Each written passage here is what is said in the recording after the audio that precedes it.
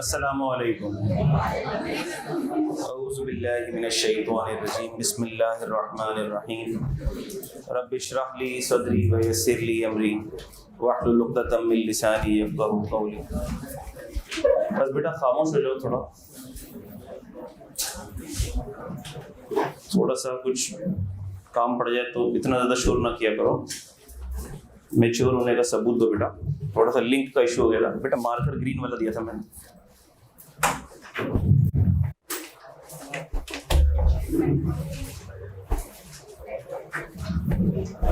चाहिए शुक्रिया बेटा।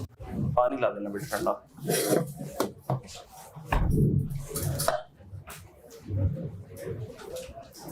चलो, हैंड आउट नंबर 2 चल रहा था बेटा हमारा। हैंड आउट नंबर 2 चल रहा था हमारा। कितने बच्चे ऐसे हैं जिनकी आज फर्स्ट क्लास है? ठीक है, हैंड आउट मिल जाता है, हैंड आउट आ जाता है। कोशिश किया करो बेटा, आप रेगुलर रहो। हर क्लास के अंदर पता लगता है कुछ बच्चों की पहली क्लास है, ऐसा ना करो बच्चों, रेगुलर रहो। जाग जाओ, ख्वाब गफलत से जाग जाओ। ज़्यादा वक्त नहीं है बेटा, आराम सुकून का वक्त अब ख़त्म हो गया बेटा, पढ़ना है। सोच रहे हैं पढ़ें नहीं पढ़ें, क्लासें लें नहीं लें, ऐसा ना करो बेटा।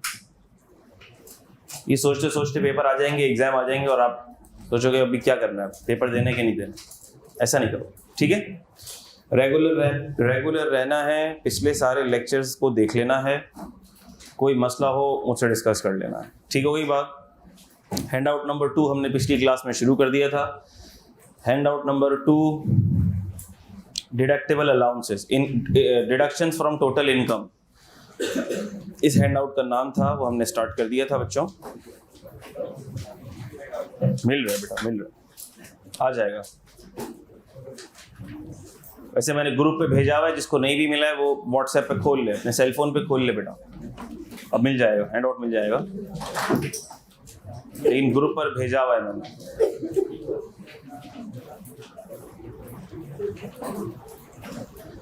डिडक्शन फ्रॉम टोटल इनकम की हमने बात की थी बेटा। ताहिर को कहना कि वो बच्चों को हैंड आउट चाहिए, ठीक है बेटा। डिडक्शन फ्रॉम टोटल इनकम की हमने बात शुरू की थी। इनकम का तारुफ हमने देख लिया था, इनकम के हेड्स का तारुफ हमने देख लिया था, हेड्स ऑफ इनकम क्या होते हैं। फिर हमने पिछली क्लास में टोटल इनकम की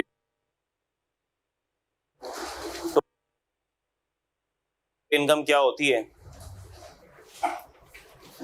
टोटल इनकम क्या होती है, sum of income under all heads of income and exempt income. सारे हेड्स ऑफ इनकम में जो इनकम आ रही है वो भी सम कर लो और एग्जेम्प्ट इनकम भी सम कर लो। एग्जेम्प्ट इनकम वो जिस पर टैक्स नहीं लगता, लेकिन जब हम पूछेंगे टोटल इनकम कितनी है तो उसमें एग्जेम्प्ट इनकम को सम करना पड़ेगा। और हमने ये भी कहा था कि एग्जेम्प्ट इनकम किसी भी हेड ऑफ इनकम पार्ट नहीं बनती है, वो अलग से हेड ऑफ इनकम, वो एग्जेम्प्ट इनकम नजर आएगी, उसको हम अलग रखेंगे, किसी हेड ऑफ इनकम का पार्ट नहीं बनाएंगे। जिसकी हमने मिसाल ली थी एग्रीकल्चरल इनकम। एग्रीकल्चरल इनकम देखा जाए तो जो खेती बाड़ी करता है, जो जमींदारी करता है, उसकी बिजनेस इनकम है, लेकिन हम उस एग्रीकल्चरल इनकम को बिजनेस इनकम का पार्ट नहीं बनाएंगे। क्लियर थी ये बात। फिर हमने कहा टैक्सेबल इनकम क्या होती है। टैक्सेबल इनकम क्या होती है भाई, टोटल इनकम में से एग्जेम्प्ट इनकम को लेस कर दो और डिडक्टेबल अलाउंसेस को लेस कर दो, तो क्या आ जाएगी, टैक्सेबल इनकम।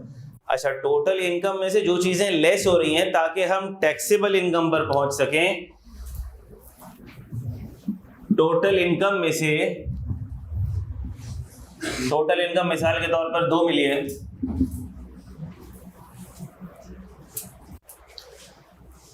उसमें से कुछ चीजें जो लेस हो रही हैं जैसे कि एग्जेम्प्ट इनकम, मिसाल के तौर पर 2 लाख, और फिर कुछ लेस हुआ जैसे कि डिडक्टेबल अलाउंसेस, मिसाल के तौर पर 3.5 लाख। तो सर अब ये 1450 ये है टैक्सेबल इनकम। टैक्सेबल इनकम नाम से ही जाहिर है वो इनकम जिस पर क्या लगेगा, टैक्स लगेगा। यानी टोटल इनकम पर टैक्स नहीं लगेगा, बिल्कुल नहीं लगेगा। क्योंकि टोटल इनकम में से तो हम पहले एग्जेम्प्ट इनकम को क्या कर रहे हैं, अलग कर रहे हैं, माइनस कर रहे हैं, और डिडक्टेबल अलाउंसेस को भी क्या कर रहे हैं, माइनस कर रहे हैं। इसका मतलब सर ये दोनों चीजें टैक्स पेयर के फायदे की बात है, टैक्स पेयर के बेनिफिट की बात है। क्या ये बात हमें पिछली क्लास में समझ आई थी? ऑनलाइन वाले बच्चों को आवाज क्लियर आ रही है बेटा? ऑनलाइन वाले बच्चों से पूछ रहा हूँ ना, तुमसे थोड़ी पूछ रहा हूँ। ऑनलाइन वाले बच्चे गो के हमसे दूर हैं लेकिन दिल के करीब हैं। सवालात लेकिन आखिर में लूंगा उनके, इसलिए मन नहीं करना। अच्छा भाई,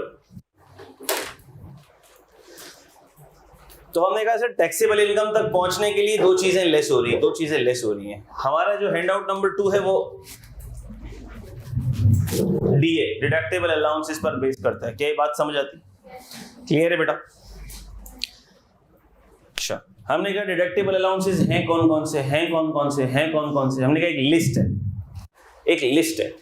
उस लिस्ट में सबसे पहले आती है ज़कात, फिर आती है WWF। ठीक है, ऐसा WWF क्या कोई रेसलिंग कंपटीशन यहाँ पे कराची में? नहीं, ऐसा कुछ नहीं। WPPF, अच्छा, उसके बाद क्या था? Profit on debt under housing finance और एजुकेशन एक्सपेंसेस। ये सारे आज हम डिस्कस कर लेंगे और इसके बाद इसकी कैलकुलेशन भी देखेंगे, और इसकी कैलकुलेशन के अंदर बच्चों को थोड़ा सा मसला होता है, इसलिए आप लोगों को गौर से देखना पड़ेगी। बच्चे आखिर तक गलती करते हैं इसकी कैलकुलेशन के अंदर, थोड़ी सी टेक्निकल कैलकुलेशन है इसकी, ठीक है, इसलिए गौर से सुनना होगा। टेक्निकल चीज़ है, प्रैक्टिकल क्वेश्चन। यूँ समझ लो कि जब से हमने कैलकुलेशन स्टार्ट करी आज से, अब हम प्रैक्टिकल कैलकुलेशंस की वर्ल्ड में एंटर हो जाएंगे।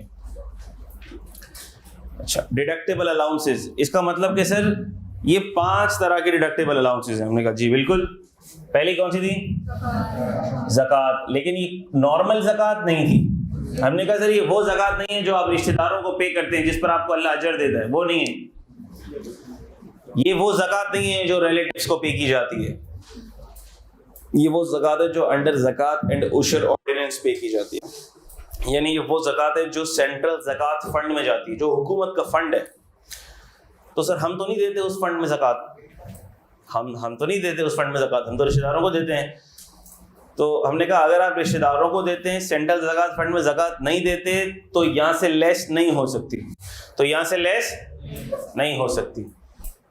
अच्छा सर, कोई एग्जाम्पल दें कि सेंट्रल ज़कात फंड में कौन कौन सी कैसे जाती है ज़कात? हम तो नहीं देते, हुकूमत पे हमें तो एतबार नहीं है। हमने कहा आपको हो ना हो, लेकिन जाहिर सी बात है लॉ और कवानीन ऐसे हैं कि आपके ना चाहते हुए भी आपकी इनकम से ज़कात डिडक्ट होके सेंट्रल ज़कात फंड में चली जाती है, जिसकी मैंने आपको 3 एग्जाम्पल दी थी।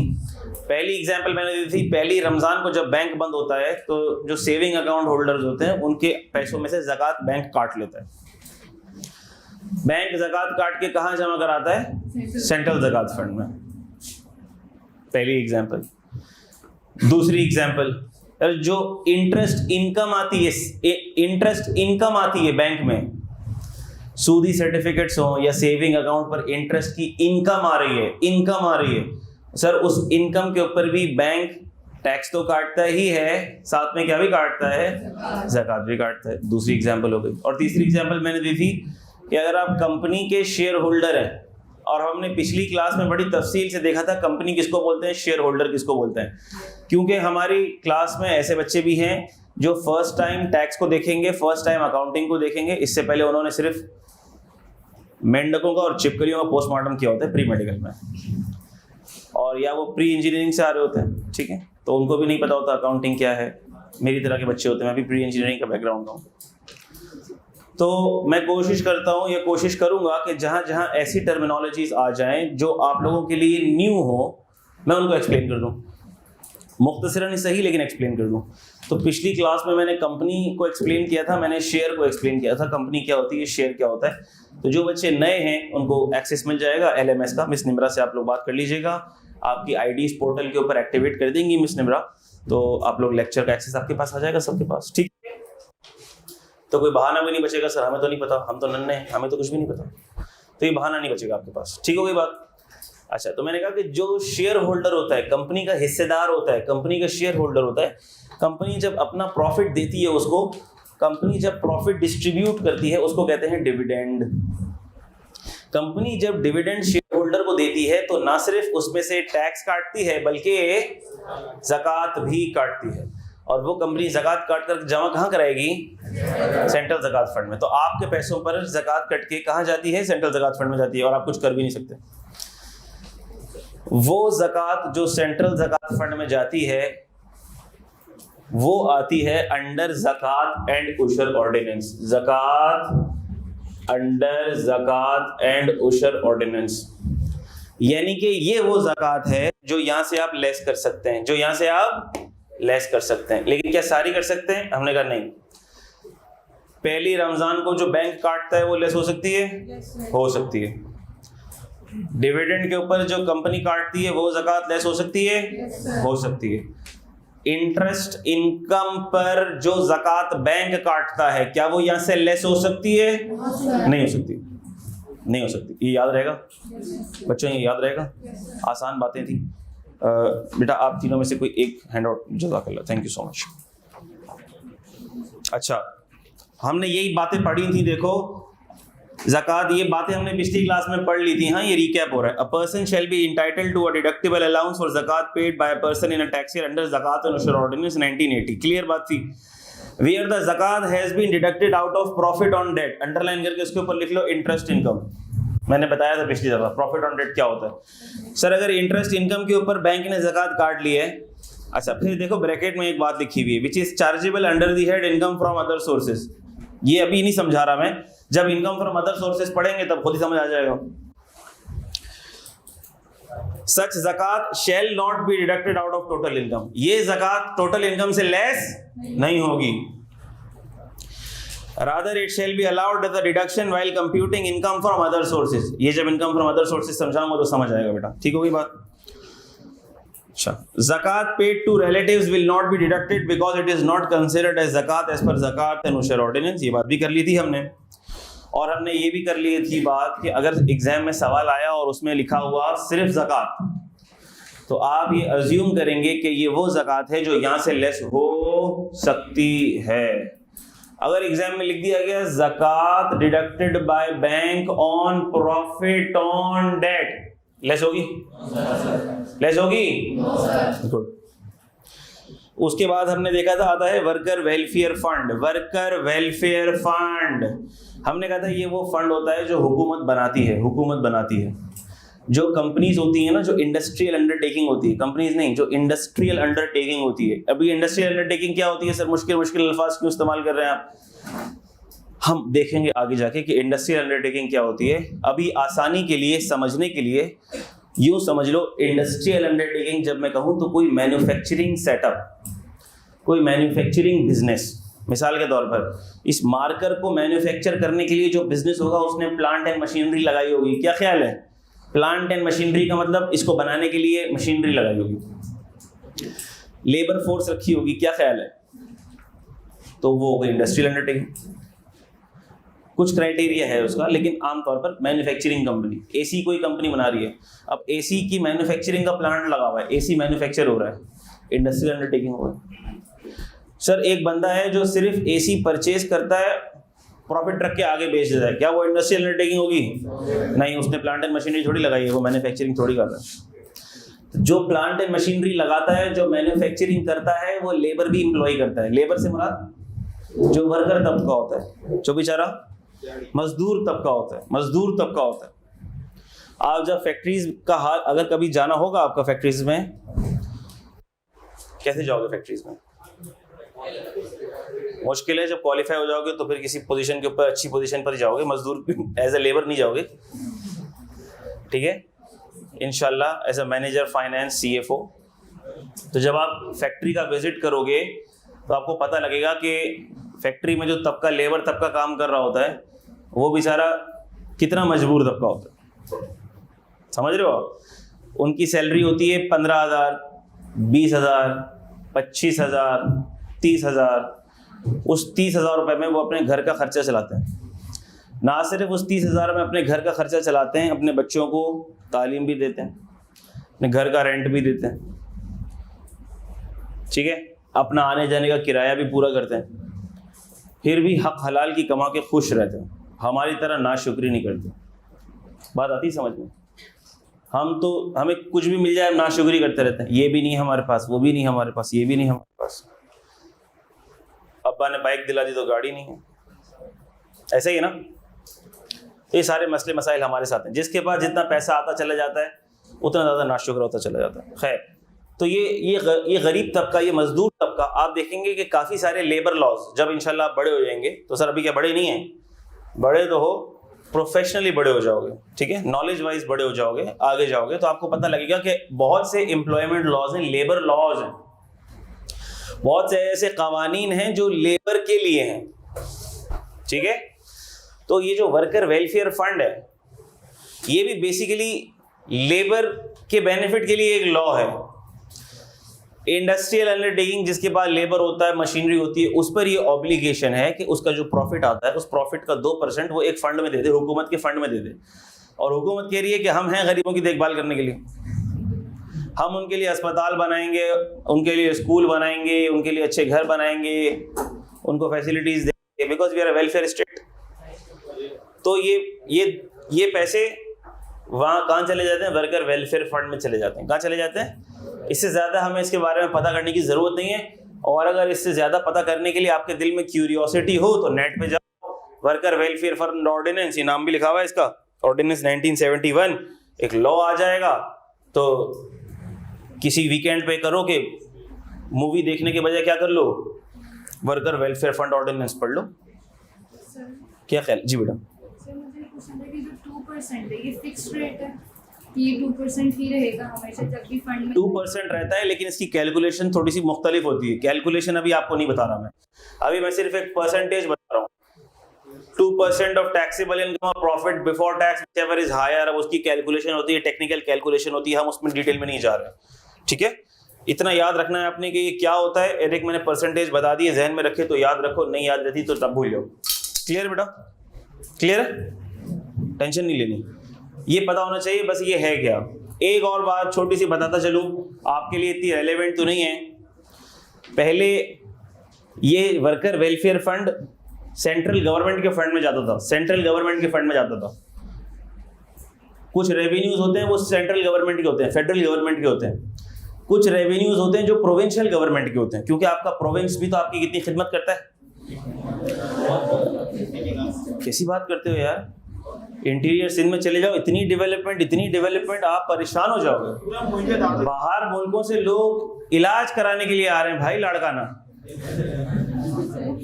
हाँ नहीं, तुमने इसका मतलब देखा ही नहीं ना, तुम्हें पता ही नहीं ना हमारा मुल्क कैसा है।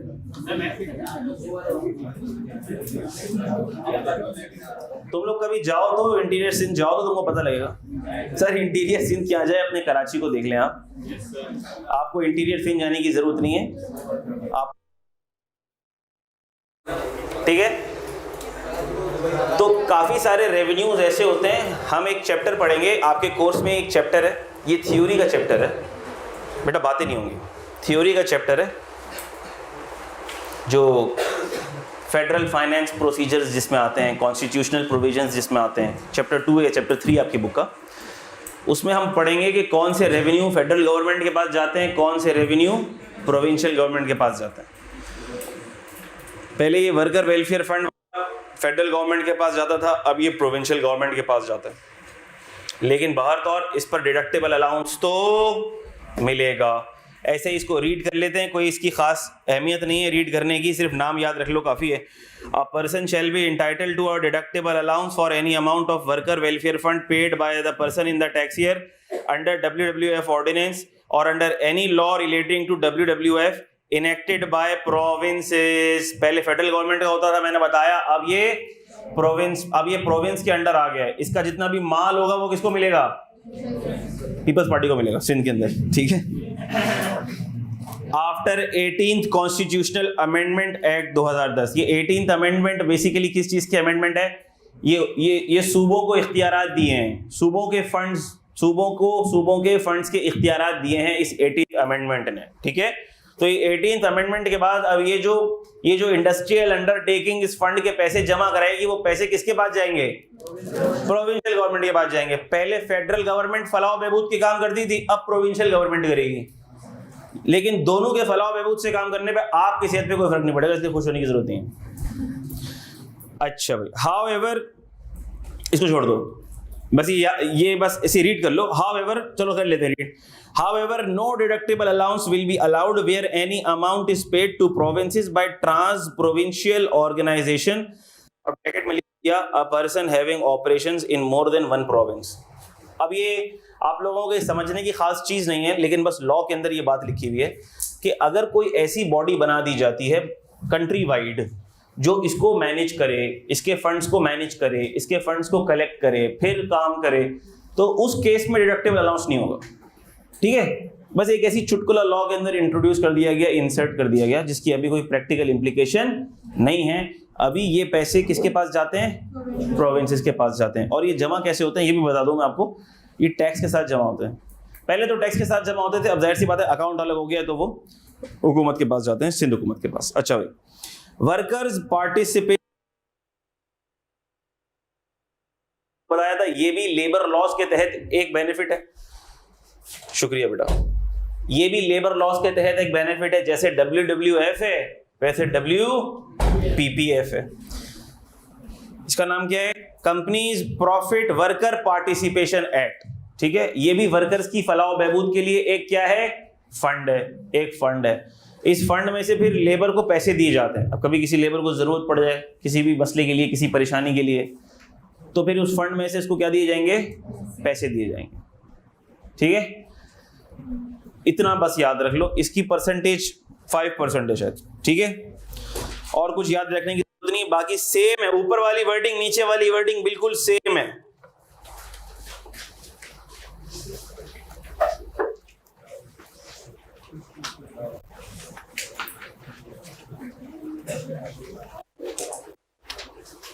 अच्छा, एक बात ऐसे ही नॉलेज के लिए पूछना चाहता हूं मैं आपसे। कुछ चीजें ऐसी भी होती है ना जो मैं चाहता हूं कि नॉलेज होनी चाहिए हमारे पास। ज़कात का जब भी वर्ड आता है ना, ज़कात का वर्ड आता है, तो फिर मैं एक बात जरूर करता हूं। बहुत से लोगों को मिसकंसेप्शन होती है। मैं एक छोटी सी मिसाल दूंगा और आपसे पूछूंगा सिर्फ। ये मिस्टर ए है, अच्छा इसका कोर्स से कोई ताल्लुक नहीं है। ये मिस्टर ए है और आपको पता है कि ज़कात के लिए एलिजिबल होते हैं जब साहिब निसाब हुए वे 1 साल का अर्सा गुजर जाए। ऐसे ही है, ये बात सबको पता है? हाँ सर, मैट्रिक इंटर में इतना रट्टा लगाया था ज़कात के नोट्स पे, कैसी बातें करते हैं आप सर? अच्छा वाली बात कर दी आपने। यानी कि मिसाल के तौर पर अगर मिस्टर ए फर्स्ट मुहर्रम को साहिब निसाब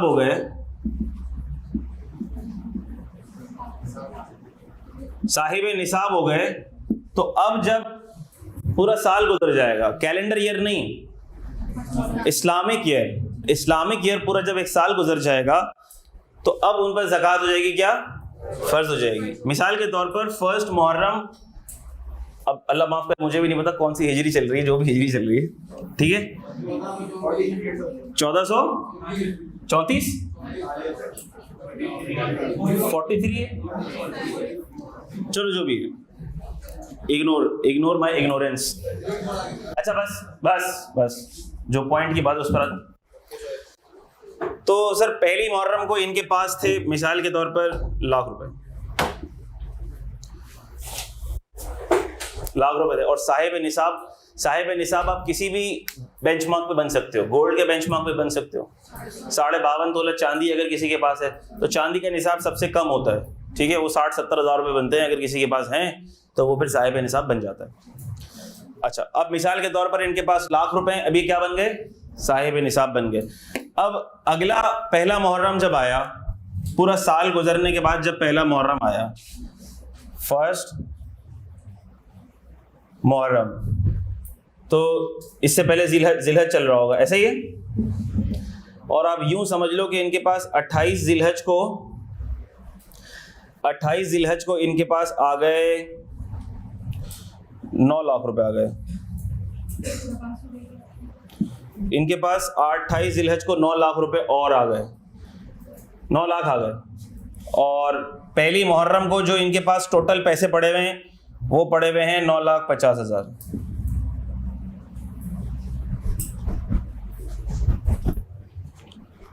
ठीक है, हाथ रेस करके बताएंगे सिर्फ मुझे, कितने बच्चे कहते हैं, हाथ रेस कीजिएगा। ज़कात लाख पे लगेगी।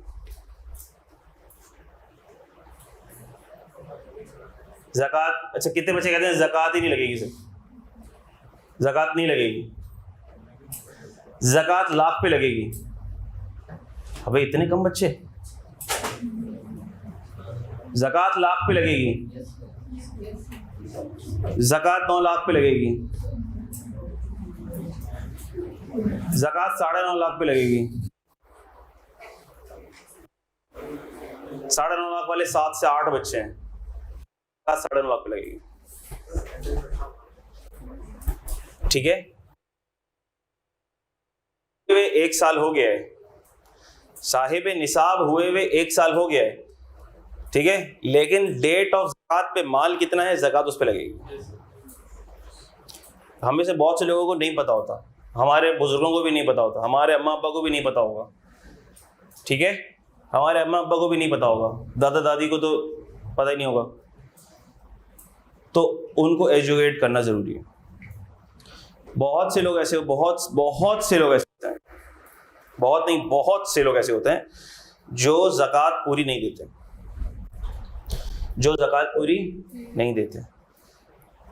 आपके नज़रों के सामने आपको बहुत से लोग नज़र आ जाएंगे, जब आप उनसे पूछेंगे कि आप ज़कात पूरी देते हैं, आपको एहसास हो जाएगा वो ज़कात पूरी नहीं देते।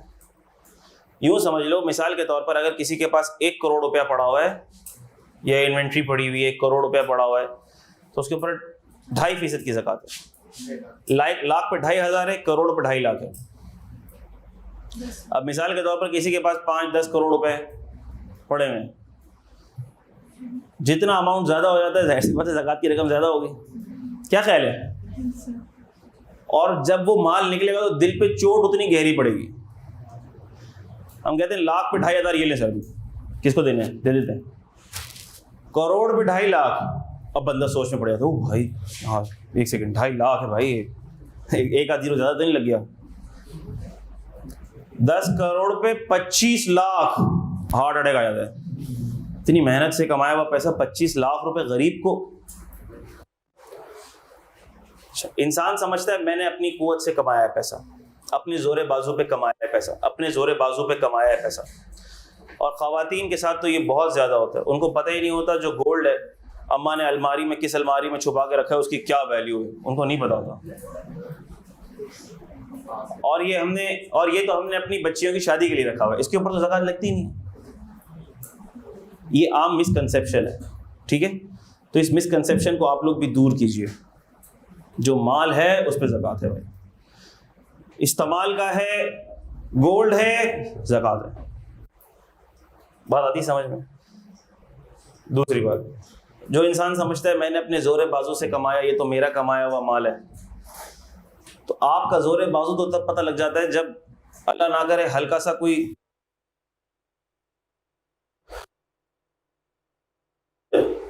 बिस्तर से उठ के दिखा दे। बंदा अपने आप को बहुत बड़ा तुर्रम खान समझता है ना कि मैं मुझसे ऊंची तो कोई चीज़ ही नहीं, और मैं तो ऐसी तोप चीज़, और मैं तो वैसी तोप चीज़, और मैं अपनी जोरे बाजू से पैसे कमाए हैं। अभी बाजू में आपके फ्रैक्चर हो जाए ना, सारा जोर निकल जाएगा। बात आती समझ में? तो भाई हमें अल्लाह पाक खिला रहे हैं और हमें अल्लाह पाक दे रहे हैं, और हमें नहीं पता वो किसके नसीब का दे रहे हैं। बात समझ आती है? तो ये सोच तो हमें सबसे पहले अपने दिमाग से निकालनी पड़ेगी। ख़ास तौर पर चार्टर्ड अकाउंटेंट्स सीए करने के बाद उनको दिमाग में कुछ हो जाता है, हम पता नहीं कोई और ही मखलूक हो गए, कोई और ही मखलूक की दुनिया की दूसरी मखलूक हो गए, हम तो बहुत आला मखलूक हो गए हम। जब इंसान के जहन में ये फतूर आ जाए ना कि हम दूसरों से आला हो गए, अफजल हो गए, हम अपने जहन से करते हैं, हम अपनी मेहनत से करते हैं, यूँ समझ लो उसका डाउनफॉल शुरू हो गया। और फिर ऐसा डाउनफॉल आएगा, सोच है आपकी, क्योंकि अल्लाह पाक को कुछ चीजें जो बिल्कुल पसंद नहीं है ना, बिल्कुल, उसमें एक शिर्क है, तकब्बुर। जिस किसी के जहन में ये मैं आ जाए ना, मैं हूं, मैं कोई चीज हूं, फिर ज्यादा अरसा नहीं लगता अल्लाह पाक उसको दिखा दे तो क्या चीज है। क्या बात समझ आती है? तो 2.5% कुछ भी नहीं होता, ठीक है। और ये ऐसा नहीं है कि हम सवाब की नीयत से दे रहे हैं। जिस तरह नमाज पढ़ने का ऑप्शन है या नहीं है, नमाज पढ़ने का ऑप्शन नहीं है, इसी तरह ज़कात देने का भी ऑप्शन नहीं है आपके पास, ऑप्शन ही नहीं है। ये तो फर्ज है, ये तो फर्ज है। यानी कि आप ज़कात दे के उस देने वाले बंदे के ऊपर कोई एहसान नहीं कर रहे हो। जिसको आप ज़कात दे रहे हो, ज़कात के साथ उसको थैंक यू भी बोलो, आपकी वजह से मेरा फर्ज पूरा हो गया। आपको मैंने जो पैसे दिए, आपको मैंने ज़कात दे दी, मेरे सर पे से एक बोझ उतर गया, उसको थैंक यू भी बोलो साथ में। ये कोई आपने सदका खैरात नहीं करी है, ये ज़कात है। ज़कात तो फर्ज है, ज़कात में ऑप्शन थोड़ी है। बात समझ आती है बेटा? तो बस मैंने कहा था ये नुक्ता छोटा सा बता दूं मैं, लोगों को पता नहीं होता। वो समझते हैं कि 1 लाख पे साल गुजरा है तो 1 लाख पर ही ज़कात देंगे, ऐसा नहीं होता। और जो भी मसले मसाइल हों ज़कात के, वो उलमाए कराम से पूछ लिया करो। देखो मैं हमेशा ये कहता हूँ बच्चों को, पूछते हो ना कोई टैक्स में कोई मसला आएगा, हैंड आउट में कोई चीज़ समझ नहीं आएगी, किसके पास आओगे? मेरे पास आओगे ना, आओगे ना मेरे पास। मैंने आपको ऑप्शन दिया भाई, आप मेरे पास आओ, जितनी दफ़ा पूछने पूछो आप। So when expert is available, तो आपको क्या ज़रूरत पड़ी है आप अपने बराबर वाले से पूछो, उसने तो खुद आज समझे। When I am telling you I am available, मुझसे पूछो, जितनी दफ़ा पूछना है पूछो, तो आप मुझसे पूछोगे ना। इसी तरह जब भी कोई दीन का मसला हो तो उलमाए कराम से पूछ लो। तो सर उलमाए कराम के पास कैसे जाएं, उनसे कैसे मिलें, कैसे मुलाकात करें? बहुत आसान है। जितने भी बड़े बड़े इंस्टीट्यूशंस हैं ना, उन सब के दारुल इफ्ता के फ़ोन नंबर होते हैं, उनका टाइम होता है। फ़ोन करो, जो मसला पूछना है पूछ लो, चुटकी बजा दो। किसी चीज़ में कोई कन्फ्यूजन हो, किसी भी स्कूल ऑफ थॉट से आप बिलोंग करते हो, किसी भी रिलीजियस सेक्ट से आप बिलोंग करते हो, आप अपने इंस्टीट्यूशन को फ़ोन करें, कॉल करें, मसला पूछ लें स्कॉलर से। कितना आसान है मुश्किल है? तो पूछ लिया करो। आगे चलते हैं। ज़कात भी हो गया, WWF भी हो गया, WBPF भी हो गया। कितने बच्चों के पास हैंड आउट नहीं है? तो खुदा को मानो, मतलब क्या खाते हो उस पर? समोसे खाते हो, घर जाके क्या करते हो उस पर? या ये बच्चों की बारियां लगी हुई हैं, एक खेप एक क्लास में आती है, दूसरी खेप दूसरी क्लास में आती है, एक खेप दूसरी क्लास, क्या चल क्या रही है? आप चारों में से किसके पास नहीं बेटा? नहीं, आप तो सबसे पहले, हाँ बिस्मिल्लाह मैंने पढ़ लिया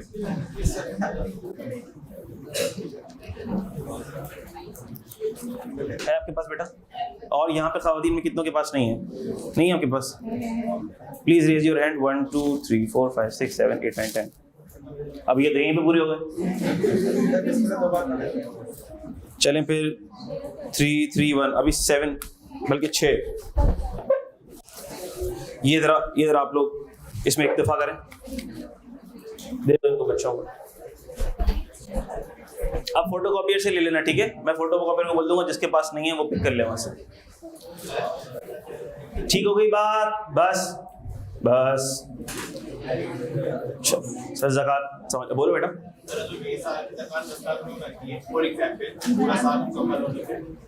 ज़कात 10 लाख बनती है या अमाउंट 10 लाख? हाँ ठीक है, और मैं 3 लाख रुपए फंड में दे चुका हूं, तो मैं उसे एडजस्ट करूंगा। अच्छा देखो, मैंने आपको पहले भी बताया था कि ये जो सेंट्रल ज़कात फंड में ज़कात कट के चली जाती है, उलमा कहते हैं कि ये ज़कात काउंट नहीं होती, आपको दोबारा देनी पड़ेगी। उलमा से पूछ लो, ठीक है? उलमा से पूछ लो, ये ज़कात काउंट नहीं होती।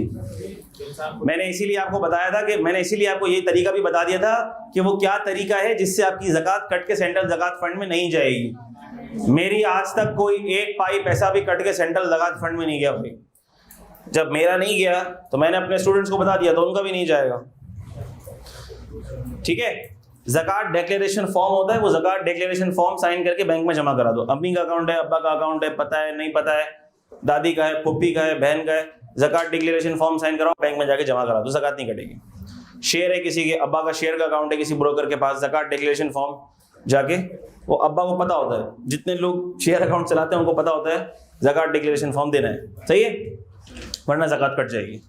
अच्छा भाई, ये बात हो गई। अगला क्या? अच्छा एक तो मुझे दे दो भाई, चलें, बहुत माजरत दोबारा से आपको तकलीफ उठाना पड़ी। अच्छा भाई, अब जो बात आ रही है ना वो थोड़ी टेक्निकल है और उसके लिए मुझे आपकी अटेंशन चाहिए 110%। अब जो सेक्शन आ रहा है वो थोड़ा टेक्निकल है। अभी तक तो आसान बातें थी, अब हम जरा टेक्निकल दुनिया में दाखिल हो गए अब से, आज से। और एक बात मैं बता दूं, अगर आपने सिर्फ गौर से सुन ली ना मेरी बातें, इंशाल्लाह तो कोई चीज आपके लिए टेक्निकल रहेगी नहीं। इंशाल्लाह ऐसी कोई चीज नहीं होगी जो आपको समझ नहीं आए। But for that you should pay 110% concentration. अच्छा भाई, अभी हम पढ़ रहे हैं क्या बेटा? देखो ये बातें जो हुई ना, अब जो हम पढ़ रहे हैं वो पढ़ रहे हैं profit on debt under housing finance scheme. Profit on debt under housing finance scheme, housing finance scheme. अच्छा,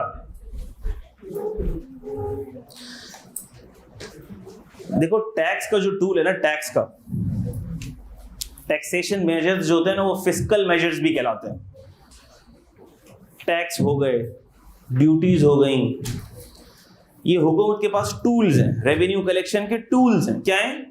टूल्स हैं। इसके जरिए से हुकूमत कुछ चीजों को प्रोमोट भी कर रही होती है, कुछ चीजों को डिस्करेज भी कर रही होती है। मिसाल के तौर पर सिगरेट को डिस्करेज करना है, सेल टैक्स लगा देंगे बहुत ज्यादा, ताकि सिगरेट की प्राइस बढ़ जाए और सिगरेट की सेल भी बढ़ जाए, क्योंकि कम तो होगी नहीं। क्योंकि जब प्राइस बढ़ेगी आप बोलेंगे अब अच्छा माल आ रहा है, अब लो सही से। ठीक है, ये हमारे लोगों की साइकी बता रहा हूं मैं आपको। मतलब नशे के भी आदी हो गए हैं हम, नशे के भी आदी हो गए। पता नहीं 6 महीने पहले की बात है, 1 साल पहले की बात है, छालिया होती है ना, उसके रेट कितने हो गए? पहले मिलती थी 1 रुपए की छालिया। अच्छा, मुझे तो पता ही नहीं था, मैं तो यही समझता रहा कि वो 8 आने की मिलती है 1 रुपए की 2 मिलती होंगी। तो एक दफा किसी शॉप पे खड़ा होता है, एक बंदा 2 छालियां लेके गया 20 रुपए। मैंने बोला है ये कहाँ हूं मैं? फिर पता लगा कि छालिया का रेट कहाँ से कहाँ पहुंच गया। मतलब 1 रुपए की छालिया 5 रुपए की, 10 रुपए की, ये रेट पहुंच गया। तो फिर मैंने किसी से पूछा, यार आपकी तो सेल तो बिल्कुल ही मिल गई होगी। बोलते हैं सर करोड़ों रुपए का प्रॉफिट, करोड़ों रुपए का। आपको क्या लगता है छालिया के प्राइस बढ़ने से छालिया की सेल कम हो गई? ऐसा कोई सीन पार्ट नहीं है,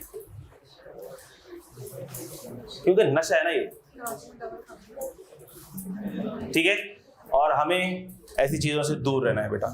ठीक है, छालिया, सिगरेट, इन चीजों से दूर रहना है। हमें अपनी हेल्थ के ऊपर भी फोकस करना है, हेल्थ पे फोकस करना है। ठीक है बेटा। अच्छा, डी ट्रैक हो जाएंगे, वापस आओ। Profit on debt under housing finance. तो लॉ में आपको कुछ सेक्शंस ऐसे मिलेंगे जो कुछ चीजों को प्रोमोट करते हुए नजर आएंगे, कि भाई आप, ठीक है। तो ये सेक्शन किस चीज को प्रोमोट कर रहा है? ये सेक्शन प्रोमोट कर रहा है हाउसिंग लोन्स को। किनको? हाउसिंग लोन्स को। क्योंकि हर गवर्नमेंट जो भी आती है वो एक नारा लगा के आती है, रोटी कपड़ा और मकान। हमने कहा रोटी और कपड़ा तो सैलानी में भी मिल जाता है, और मकान की बात करते हैं। मकान कैसे बनेगा भाई? मकान तो बहुत महंगा है, घर तो बहुत महंगा है, कैसे करें, क्या करें? लोगों को बेनिफिट कैसे दें? तो लोगों को बेनिफिट देने का तरीका बेगैरत हुक्मरानों ने ये सोचा कि लोगों को इनकरेज करो कि वो हाउस लोन लें, और हाउस लोन के ऊपर इंटरेस्ट पे करें। अच्छा, कोई जाहिर सी बात है, अल्लाह वास्ते तो कोई देगा नहीं तुमको लोन, कोई बैंक अल्लाह वास्ते लोन तो देगा नहीं कि ये लो 1 करोड़ रुपए का लोन, जब दिल चाहे जैसे चाहे अपनी सहूलत पे दे देना बस। कोई बैंक ऐसा बोलेगा कभी? लेकिन सर हम जब लोन लेने जाते हैं तो चाय वाय पिलाते हैं, समोसे भी आ जाते हैं। हाँ, तो बकरे को हलाल करने से पहले खिला दो ना चारा वारा, ये वो वाले समोसे होते हैं। अच्छा, ये सूदी लोन्स है, सूदी लोन। देखो, profit on debt under housing finance. तो हम इस सेक्शन में जो पढ़ेंगे, मैं जरा उसका बैकग्राउंड बता दूं, फिर पढ़ लेंगे। इसमें बेनिफिट किसको दिया जा रहा है? इसमें बेनिफिट उसको दिया जा रहा है जो हाउसिंग फाइनेंस पर्पस के लिए लोन लेता है, घर बनाने के लिए क्या लेता है? लोन लेता है। घर बनाने के लिए जो लोन ले रहा है उसको इस पे बेनिफिट मिल रहा है। किस पे बेनिफिट मिल रहा है? जो सूद वो पे करेगा उस पर बेनिफिट मिलेगा। जो वो सूद पे करेगा बैंक को। देखो कोई भी तुम लोन लेते हो, अच्छा अब चूंकि कुछ बच्चे ऐसे बैठे हैं जिनको कुछ पता ही नहीं इंटरेस्ट क्या होता है, सीधे नन्हे मुन्ने बच्चे। इंटरेस्ट किसको बोल रहे हैं? मिसाल के तौर पर लोन लिया आपने, किससे लोन लिया? बैंक से लोन लिया। सर बैंक से घर बनाने के लिए लोन लिया 50 लाख रुपए का, 50 लाख रुपए का लोन लिया। अब बैंक कोई खैराती इदारा तो है नहीं जो आपको फ्री में अल्लाह वास्ते का लोन दे देगा। बैंक बोलेगा ठीक है लोन लो, 50 लाख नहीं अब 1 करोड़ का लोन लो। लेकिन इसके ऊपर कुछ थोड़ा बहुत ऐसी नजराना मोहब्बत का सौदा, नजराना छोटा मोटा, वो क्या होगा? छोटा मोटा सौदा क्या होगा? बोला कुछ भी नहीं, बस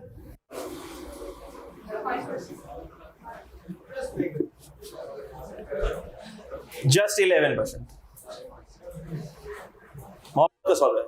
मैंने कहा अच्छा अगर नहीं देंगे तो भी चलेगा? नहीं, ये मोहब्बत तो जरूरी है, इसके बगैर तो लोन ही नहीं मिलेगा। अच्छा अब जो लोन पर इंटरेस्ट होता है तो ये समझ लो वो आउटस्टैंडिंग अमाउंट पे लगता है। मिसाल के तौर पर अगर पूरे साल 50 लाख रुपए का लोन खड़ा हुआ था तो अब इंटरेस्ट कितना कैलकुलेट हो जाएगा? 11% को 50 लाख से मल्टीप्लाई कर दो, 5.5 लाख। ये इंटरेस्ट है, यानी कि ये 50 तो देने ही देने हैं, ये लोन का असल है। और ये क्या है? उस पर सूद है। उस पर क्या है ये? यानी कि ये लोन भी वापस करना है। अब जिस बंदे ने घर लेने के लिए लोन लिया था बैंक से, उसको ये लोन भी वापस करना है, साथ में क्या भी वापस करना है? ये 5.5 लाख का सूद भी वापस करना है। तो हमारी हुकूमत, हमारे कवानीन इतने नर्म दिल हैं, इतने रहम दिलाना कवानीन है हमारे, कि उस कानून में ये लिखा हुआ है कि ये जो इंटरेस्ट पे होगा ना, अब देखो ये बेचारा मजलूम आदमी कितनी मुश्किल से इंटरेस्ट पे करेगा, तो एक काम करो इसके ऊपर इसको एक टैक्स बेनिफिट भी दो। इसके ऊपर इसको एक टैक्स बेनिफिट भी दो बेचारे को। इतना बोझ कैसे बर्दाश्त करेगा ये? तो इसको क्या भी दो? टैक्स बेनिफिट भी दो। तो ये सेक्शन इस टैक्स बेनिफिट के लिए, क्योंकि उनको पता है कि जिसने लोन लिया है और जो इस लोन पे सूद दे रहा है, जलना तो उसने आखिरत में जहन्नुम की आग में है। तो हमारे हुक्मरानों ने, हमारे कवानीन ने ये सोचा देखो आखिरत के अंदर तो ये जलेगा तबीयत से, रोस्ट बनेगा इसका, तो दुनिया के अंदर इसको कुछ क्या दे दो, कहीं तो बेनिफिट मिले बेचारे को, कहीं तो बेनिफिट मिले। अच्छा अब आ जाओ नुक्ते की बात पे। सूद लेना देना हराम, ठीक है भाई। और सूद की लेन देन अल्लाह और उसके रसूल से जंग, खुली जंग। क्या इंसान अल्लाह से जंग कर सकता है? क्या इंसान में इतनी औकात है कि अल्लाह से जंग करे? नहीं सर, लेकिन आप यकीन करें हम तो खुशी से जो बंदा दे रहा है वो भी खुशी से दे रहा है, जो ले रहा है वो भी खुशी से ले रहा है। इसमें किसी पे जोर जबरदस्ती नहीं है, कोई जोर जबरदस्ती नहीं है। हमने कहा ऐसा होता ही नहीं है, कभी ऐसा होता ही नहीं है। हमारा जो दीन है ना, वो दीन हिकमत है और क़यामत तक के आने वाले लोगों के लिए। तो जो उसमें प्रिंसिपल सेट किए हुए हैं ना, वो बड़े विजडम के साथ सेट किए हुए हैं। अगर कोई बंदा कहता है ना सूद तो सर नहीं, सूद तो दे सकते हैं, ले सकते हैं, सूद की बुनियाद ही जुल्म पर है। किस पर है? जुल्म पर है। मिसाल के तौर पर आप किसी को लोन दो, अब बोलो सर इसने खुशी से लोन लिया है और इसने खुशी से एग्री किया है कि ये मुझे क्या देगा, इंटरेस्ट पे करेगा। हमने कहा ज़बरदस्त। क्या इस बंदे को ये पता है इसके साथ फ्यूचर में क्या होने वाला है? नहीं पता, किसी को नहीं पता उसके साथ फ्यूचर में क्या होने वाला है। मिसाल के तौर पर आज किसी बंदे ने बिजनेस करने के लिए लोन लिया 10 लाख रुपए का, उसने बोला यार मैं आपको 10 लाख रुपए का लोन ले रहा हूँ और आपको 10% का सूद भी दूंगा, बिजनेस करने के लिए ले रहा हूँ, बिजनेस में प्रॉफिट्स अर्न करूंगा और आपको सूद भी दूंगा। कल को उसका एक्सीडेंट हो जाता है और वो हॉस्पिटल में चले जाता है, क्या बिजनेस कर सकेगा वो? क्या वो सूद दे सकेगा? Who knows. नहीं सर, लेकिन जितनी बड़ी बड़ी कंपनियां हैं ना, ये जो बैंक से लोन लेती है ना, इनका माशाल्लाह बहुत अच्छा ऑपरेशंस होते हैं और ये लोग रीपे कर देंगे, ये सूद भी रीपे कर देंगे, लोन भी रीपे कर देंगे। हमने कहा जबरदस्त। और सर ये खुशी से ले रहे हैं लोन, ये खुशी से लोन ले रहे हैं। अभी कोरोना आया, सारी कंपनीज का क्या हाल हुआ? क्या हाल हुआ सारी कंपनीज का? सर प्रॉफिट तो छोड़े, लॉस। सारी कंपनीज के फाइनेंशियल स्टेटमेंट उठाओ, लॉस लॉस लॉस लॉस। अब उस कंपनी से पूछो खुशी से सूद दोगे?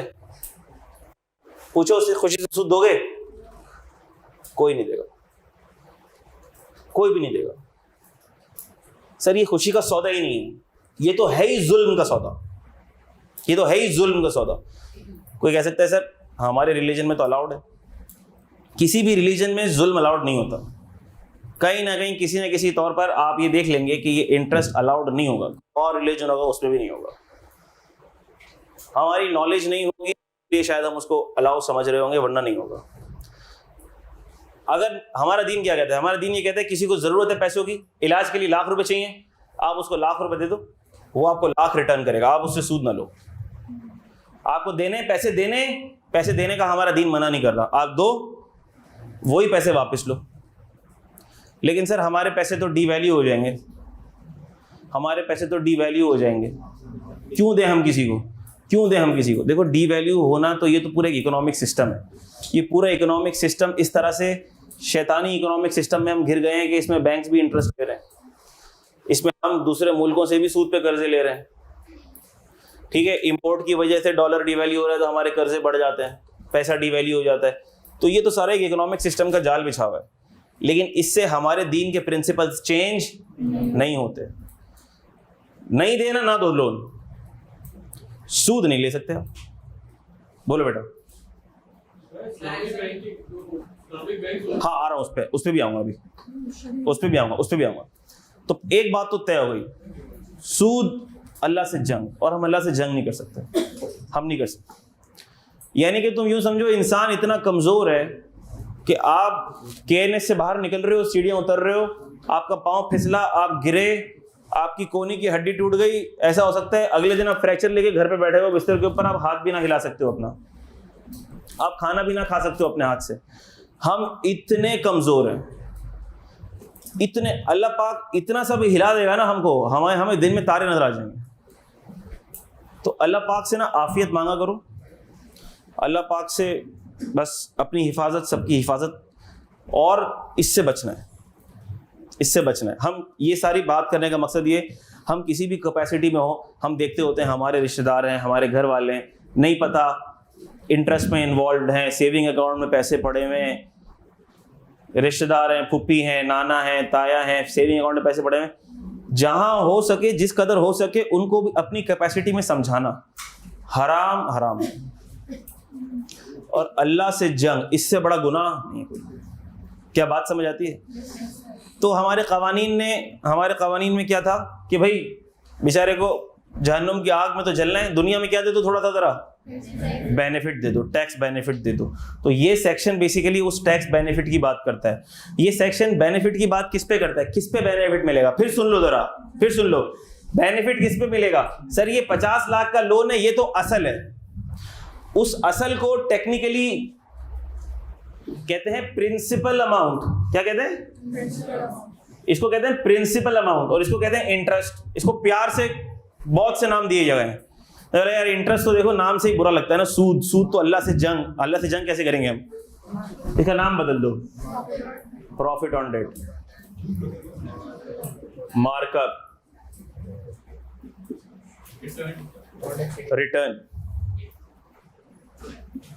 Return on investment. हाँ, नाम से हला दो, ठीक है। अच्छा, एक तो ये बात हो गई। तो बेनिफिट किस पे मिलेगा? फिर सुन लो, बेनिफिट किस पे मिलेगा? इंटरेस्ट पर मिलेगा बेनिफिट, इंटरेस्ट पर मिलेगा। मैं कह रहा हूं बेनिफिट किस पर मिलेगा, बार बार ये मैं क्यों कह रहा हूं? क्योंकि सवाल में आपको ये अमाउंट दी हुई होगी। हो सकता है ये भी दी हुई हो सकता है ये भी दी हुई हो, दोनों दी हुई होंगी। बेनिफिट किस पे मिलेगा? इसमें मिलेगा। किसी ने अगर इसके ऊपर बेनिफिट कैलकुलेट किया, पड़ेगा सोर्स से ये अमाउंट। सेक्शन का नाम ही क्या है? देखो, deductible allowance for profit on debt. ये है डेट, ये है प्रॉफिट ऑन डेट। क्लियर है सबको? जब हम ये सेक्शन पढ़ेंगे तो उसमें क्या लिखा हुआ होगा कि ये लोन किस किस से लिया जा सकता है, जिस केस में ये बेनिफिट मिलेगा। जब हम सेक्शन पढ़ेंगे तो हमें क्या पता लगेगा कि ये लोन किस किस से लिया जा सकता है ताकि हमें ये बेनिफिट मिले। पढ़ लेंगे इसको, टेंशन नहीं लेनी। और क्या, चलो पढ़ते हैं फिर ही पता लगेगा। आ जाओ। Section 60C of the ordinance contains provisions, provisions मतलब कवानीन जो सेक्शन है, contains provisions relating to deductible allowance on profit on debt. These are summarised below, summarised below. Every individual, तो किसको मिलेगा? इंडिविजुअल को मिलेगा। जबरदस्त। Shall be entitled to a deductible allowance, हमने कहा इंडिविजुअल को हम डिडक्टेबल अलाउंस देंगे। किस पर देंगे? For the amount of any profit, समझ आ गया, और share in rent and share in appreciation for value of house. अच्छा, अमाउंट ऑफ प्रॉफिट तो सब कुछ समझ आ जाता है, ऐसा ही है। अब नहीं समझ आता तो क्या समझ नहीं आता? शेयर इन रेंट समझ नहीं आता। क्या समझ नहीं आता? Share in appreciation for value of house समझ नहीं आता। तो इसको मैं समझाता हूं, इसको जरा दायरा बना लो, अभी समझाता हूं। अच्छा, आसानी के लिए अभी ये लिख लो, इसको मैं समझाता हूं। क्यों? क्योंकि मेरा ये एरिया ऑफ इंटरेस्ट है, इसलिए मुझे ये समझाने में जरा मजा आता है। वरना अगर आप इसको ये भी लिख लो कि ये profit on debt under Islamic modes of finance. ये जो इस्लामिक लोन्स होते हैं ना, इस्लामिक बैंक्स जो लोन देते हैं, इस्लामिक बैंक जो लोन देते हैं, इस्लामिक बैंक ने सर हाउसिंग फाइनेंस लोन दे दिया। इस्लामिक बैंक ने क्या दे दिया? Housing finance. Housing finance Islamic bank ने दिया है। हमने स्टैंडर्ड चार्टर्ड से नहीं लिया, हमने तो मीजान से पैसे लेके घर बनाया है। तो जो इस्लामिक बैंक से लोन लिए जाते हैं ना, तो उसको फिर प्रॉफिट ऑन डेट नहीं कहते, उसको क्या कहते हैं? या शेयर इन रेंट कहते हैं, या क्या कहते हैं? Share in appreciation for value of house कहते हैं। ठीक है बेटा, समझ आ जाती बात? क्यों कहते हैं, क्या वजह होती है, इसको मैं समझाता इसलिए क्योंकि मेरा इंटरेस्ट है, एरिया ऑफ इंटरेस्ट है। क्योंकि मेरी आर्टिकलशिप पूरी के पूरी बैंकिंग इंडस्ट्री में गुजरी है। सर आपको देख के तो नहीं लगता आपने बैंकिंग इंडस्ट्री में पूरी आर्टिकलशिप कैसे गुजार दी, क्यों गुजार दी? ये भी एक लंबी कहानी है, सुनाऊंगा किसी दिन। जब हमारी 4 घंटे की क्लास होगी ना, किसी दिन तुम लोग बोर हो जाओगे तो फिर मैं कहानियां सुनाऊंगा अपनी। मेरी केपीएमजी की आर्टिकलशिप थी, तो केपीएमजी के पास बैंक्स का बूफे लगा हुआ था केपीएमजी के पास। तो खैर मेरा पूरा टाइम 5 साल जो मेरे फर्म में गुजरे, बैंक्स, लीजिंग, मुदारबा, फाइनेंशियल इंस्टीट्यूशंस, दैट्स इट।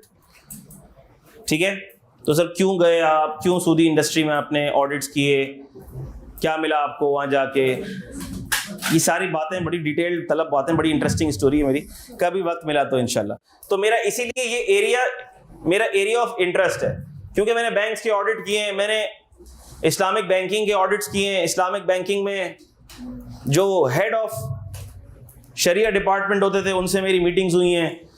जो बैंक के पैनल पे जो मुफ्ती होते हैं, जो शरिया डिपार्टमेंट को लीड कर रहे होते हैं इस्लामिक बैंकिंग को, उससे मेरी मीटिंग्स हुई हैं।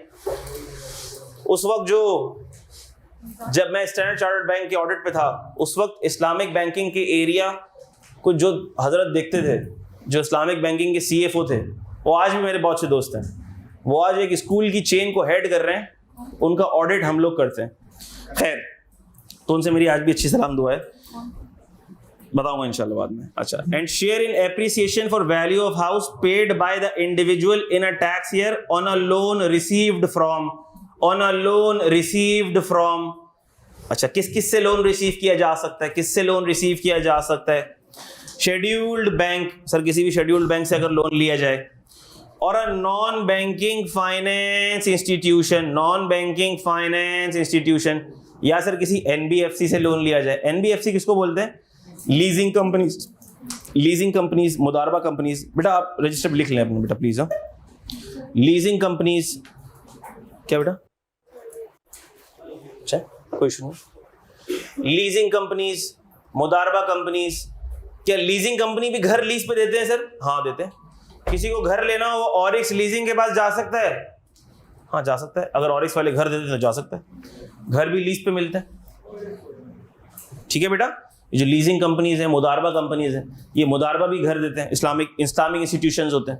तो ये बैंक्स तो नहीं होते, ये क्या होते हैं? ये नॉन बैंकिंग फाइनेंशियल इंस्टीट्यूशन होते हैं। ये भी फाइनेंशियल ट्रांजैक्शंस करते हैं लेकिन बैंक नहीं होते, बैंक की तरह होते हैं। या गवर्नमेंट गवर्नमेंट भी ऐसी स्कीम निकाल सकती है कि भाई आप गवर्नमेंट से लोन ले लें घर के लिए, निकाल सकती है ना गवर्नमेंट। सस्ता घर स्कीम निकाल सकती है गवर्नमेंट। और लोकल गवर्नमेंट और प्रोविंशियल गवर्नमेंट, या लोकल गवर्नमेंट वो स्कीम निकाल दे। लोकल गवर्नमेंट ये जो सिटी गवर्नमेंट टाइप है, प्रोविंशियल गवर्नमेंट जो हमारी प्रोविंशियल गवर्नमेंट है, पता है आपको, भुट्टो जिंदाबाद। अच्छा, और प्रोविंशियल गवर्नमेंट और स्टैट्यूटरी बॉडी। स्टैट्यूटरी बॉडी से मुराद कोई भी लीगल बॉडी क्रिएट कर दी जाए जो घर के लिए लोन देती हो। जैसे HBFC है, हाउस बिल्डिंग फाइनेंस कॉर्पोरेशन। ठीक है भाई, कोई भी लीगल बॉडी क्रिएट कर दी जाए जो घरों के लिए लोन देती हो, कोई भी लीगल बॉडी, कोई भी लीगल सेटअप कंपनी क्रिएट कर दी जाए, स्टैट्यूटरी बॉडी। स्टैट्यूटरी मतलब, स्टैट्यूट किसको बोलते हैं? कानून को बोलते हैं। स्टैट्यूट बोलते हैं लॉ को बोलते हैं। तो लॉ या जो लीगल इन्फोर्समेंट अथॉरिटीज हैं वो किसी बॉडी को क्रिएट कर दें कि इससे तुम जाके लोन ले लो घर बनाने के लिए। किसी से भी लोन ले लो, लोन मुफ्त कर ही मिलने वाला, उस पर क्या देना पड़ेगा तुमको? तो ये लिस्ट इसलिए याद रखनी है क्योंकि ये एग्जाम में आती है और ये लॉ का हिस्सा है। ठीक है, आखिरी बात सबसे इंपॉर्टेंट है, और public company listed on a registered stock exchange in Pakistan. Underline करो इसको। यानी घर जो है, घर का लोन इनमें से किसी से भी अगर लिया, अगर घर बनाने के लिए लोन आपने इनमें से किसी से भी लिया और उस पर सूद दिया, तो उस पर क्या मिलेगा? Tax benefit. उस पर क्या मिलेगा? Tax benefit. अब मिसाल ले लो, इस भाई को घर बनाना था, इसने कहा सर आप मुझे लोन दे दें, हाउसिंग फाइनेंस के लिए लोन दे दें। कितना लोन दे दें? 5 लाख रुपए का लोन दे दें, आप मुझे घर बनाना है। तो सर क्या उस लोन पर, अल्लाह ना करे, अगर आप इंटरेस्ट चार्ज करेंगे तो क्या वो उसके ऊपर बेनिफिट मिलेगा? क्यों नहीं मिलेगा? क्योंकि सर इनमें से किसी से लोन नहीं लिया। बात समझ आती है?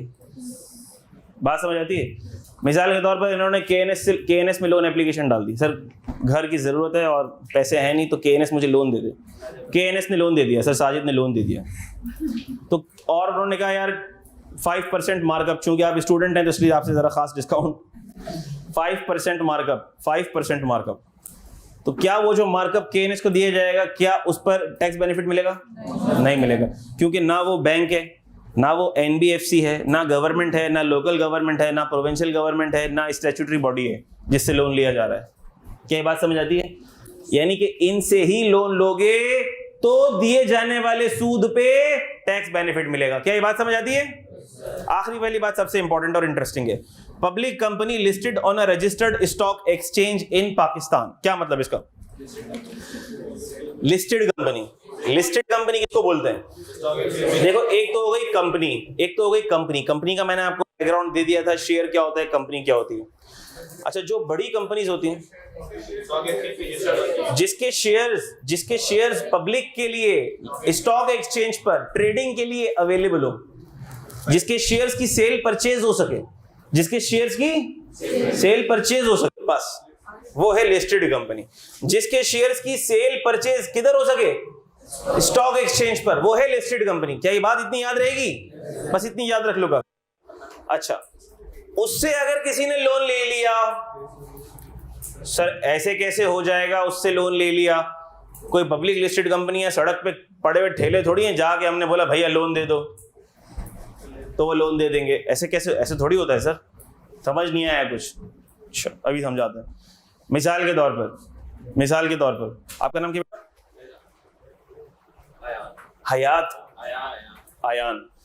आयान माशाल्लाह क्वालिफाई हो गए। आज चल रहा है 2021 चल रहा है, ये क्वालिफाई हो गए 2025 तक, आर्टिकलशिप वगैरह ख़त्म करके फारिग हो गए इंशाल्लाह।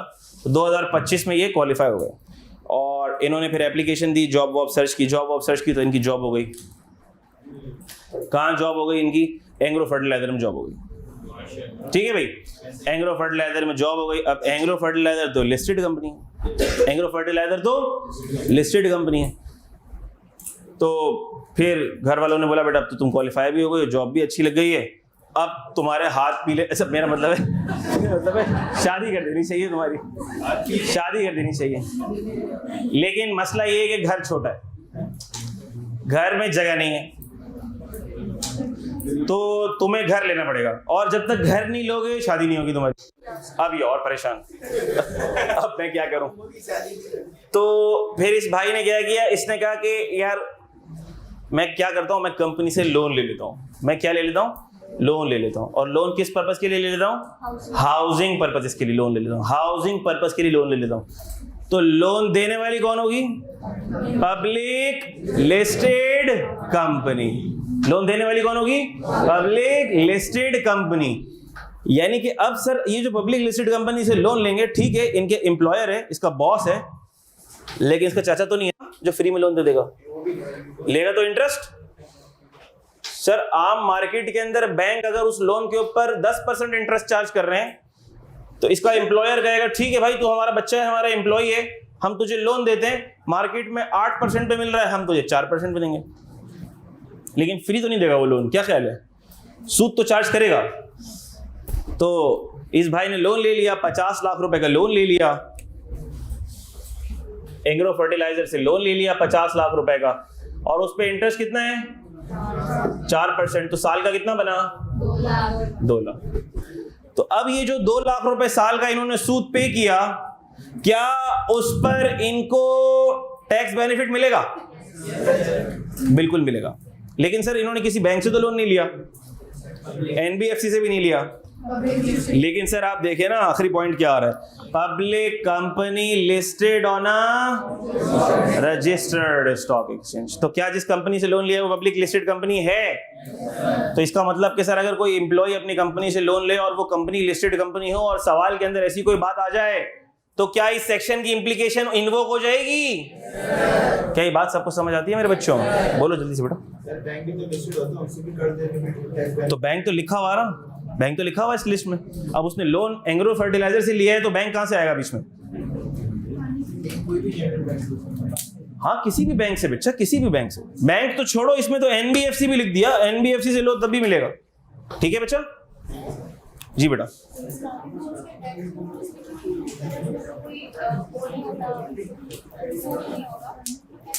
पहली बात तो ये कि सूद होगा कि नहीं होगा। कानून ये कह रहा है, सुनो बेटा, लॉ क्या कह रहा है? लॉ ये कह रहा है असल से ऊपर जो भी मलाई होगी, ये लोन का असल है 50 लाख रुपए, ये असली अमाउंट ऑफ लोन है। और ये क्या है? उसके ऊपर दिए जाने वाला मलाई, इंटरेस्ट, असल के ऊपर की अमाउंट, असल के ऊपर की अमाउंट। बात समझ आती है? असल के ऊपर की अमाउंट। अब सर ये अगर कन्वेंशनल बैंक है तो असल से ऊपर लेगा, इस्लामिक बैंक है तो थोड़ी लेगा। क्यों बेटा? वो कमाने के लिए नहीं बैठा हुआ? खैराती इदारा तो इस्लामिक बैंक भी नहीं है ना, क्या ख्याल है? क्या ख्याल है सर? अगर लोन इस्लामिक बैंक से लिया जाएगा तो सूद तो नहीं है। चलो अभी अभी अभी मानते हैं ना, इस बहस पे नहीं पढ़ते कि सूद है कि सूद नहीं है, इस बहस में पढ़ने वाले 2 मिनट में, सूद है कि सूद नहीं है। लेकिन सर क्या वो 50 का 50 लेगा?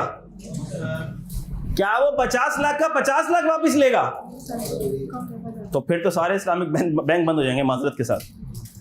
सर हर इदारा कमाने के लिए बैठा हुआ है और हर इदारा इधर कमर्शियल वेंचर। तो एक बात तो तय है कि अगर इस्लामिक बैंक से भी हमने लोन लिया है और वो लोन है 50 लाख का, तो वापस 50 तो नहीं देने होंगे हमको, उसको मलाई तो साथ में देनी पड़ेगी, ऊपर अमाउंट तो हमें देनी पड़ेगी। तो जो ऊपर अमाउंट जाएगी, असल से जो ऊपर अमाउंट जाएगी, टैक्स का बेनिफिट उस पर मिलेगा। बेटा क्या ये बात समझ आती है? अब आ जाओ जरा थोड़ी सी बात करते हैं इस्लामिक बैंकिंग की। तो ये टॉपिक बड़ा इंटरेस्टिंग है, तो जरा इसको गौर से सुनना। अच्छा भाई, सर ये बात समझ आ गई हमें कि बैंक इधर सूदी इदारा और सूदी इदारे से लोन लिया जाएगा तो उस पे सूद होगा। देखो अगर तो बातें हुई ना तो ये डिस्कशन में गोल कर जाऊंगा, क्योंकि मैंने तो सेक्शन समझा दिए और मैंने आपको लिखवा दिया है कि शेयर इन रेंट और share in appreciation for value of house क्या है, ये प्रॉफिट ऑन डेट है under Islamic modes of finance. ये मैंने लिखवा दिया, मैंने समझा दिया, मेरा काम हो गया खत्म।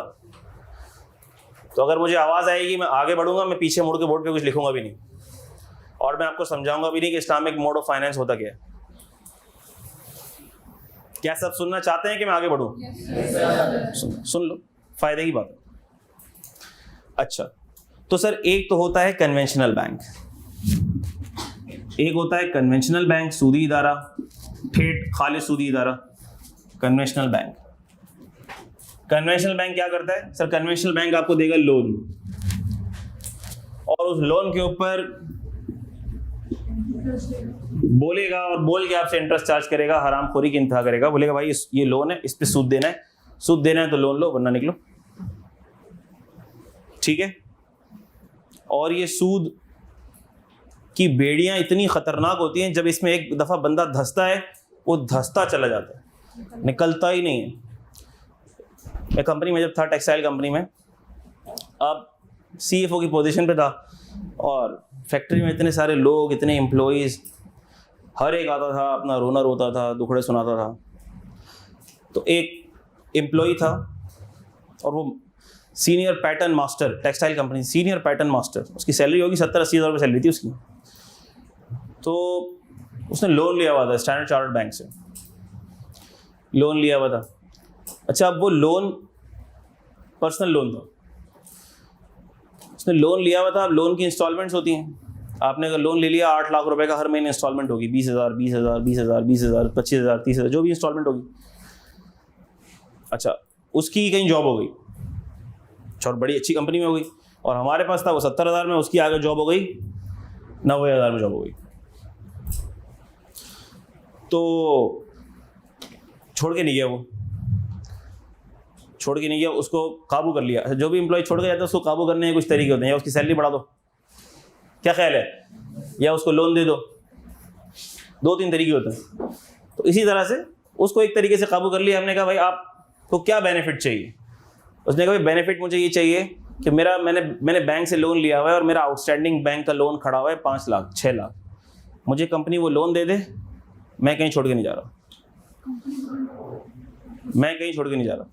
अच्छा, हमने कहा, अच्छा, मैंने उससे पूछा, मैंने बोला भाई तुम्हारी जॉब हो गई थी, तुम गए नहीं।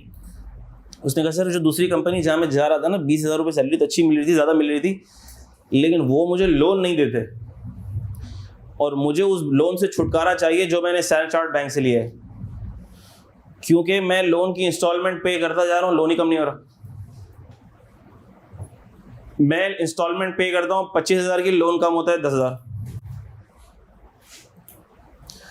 ये तो खत्म ही नहीं हो रहा, तो सूद पे सूद ही लगे जा रहा है। मैं तो ऐसे फंस गया हूँ, बरकत ही खत्म हो गई है, परेशानियां अलग आ गई हैं इस चक्कर में, घर वाले बीमार अलग रहने लगे इस चक्कर में। अब जाहिर सी बात है, देखो सूद की नौसत तो फिर एक जगह लिमिटेड थोड़ी रहेगी, वो तो सबको झगड़ेगी। अब क्या ख्याल है, आप बड़े तुर्रम खान बनोगे कि मैं तो सूद ले रहा हूँ, क्या करेगा अल्लाह पाक? आपके घर में किसी को बीमार कर देगा, रिस्क की बरकत खत्म हो जाएगी।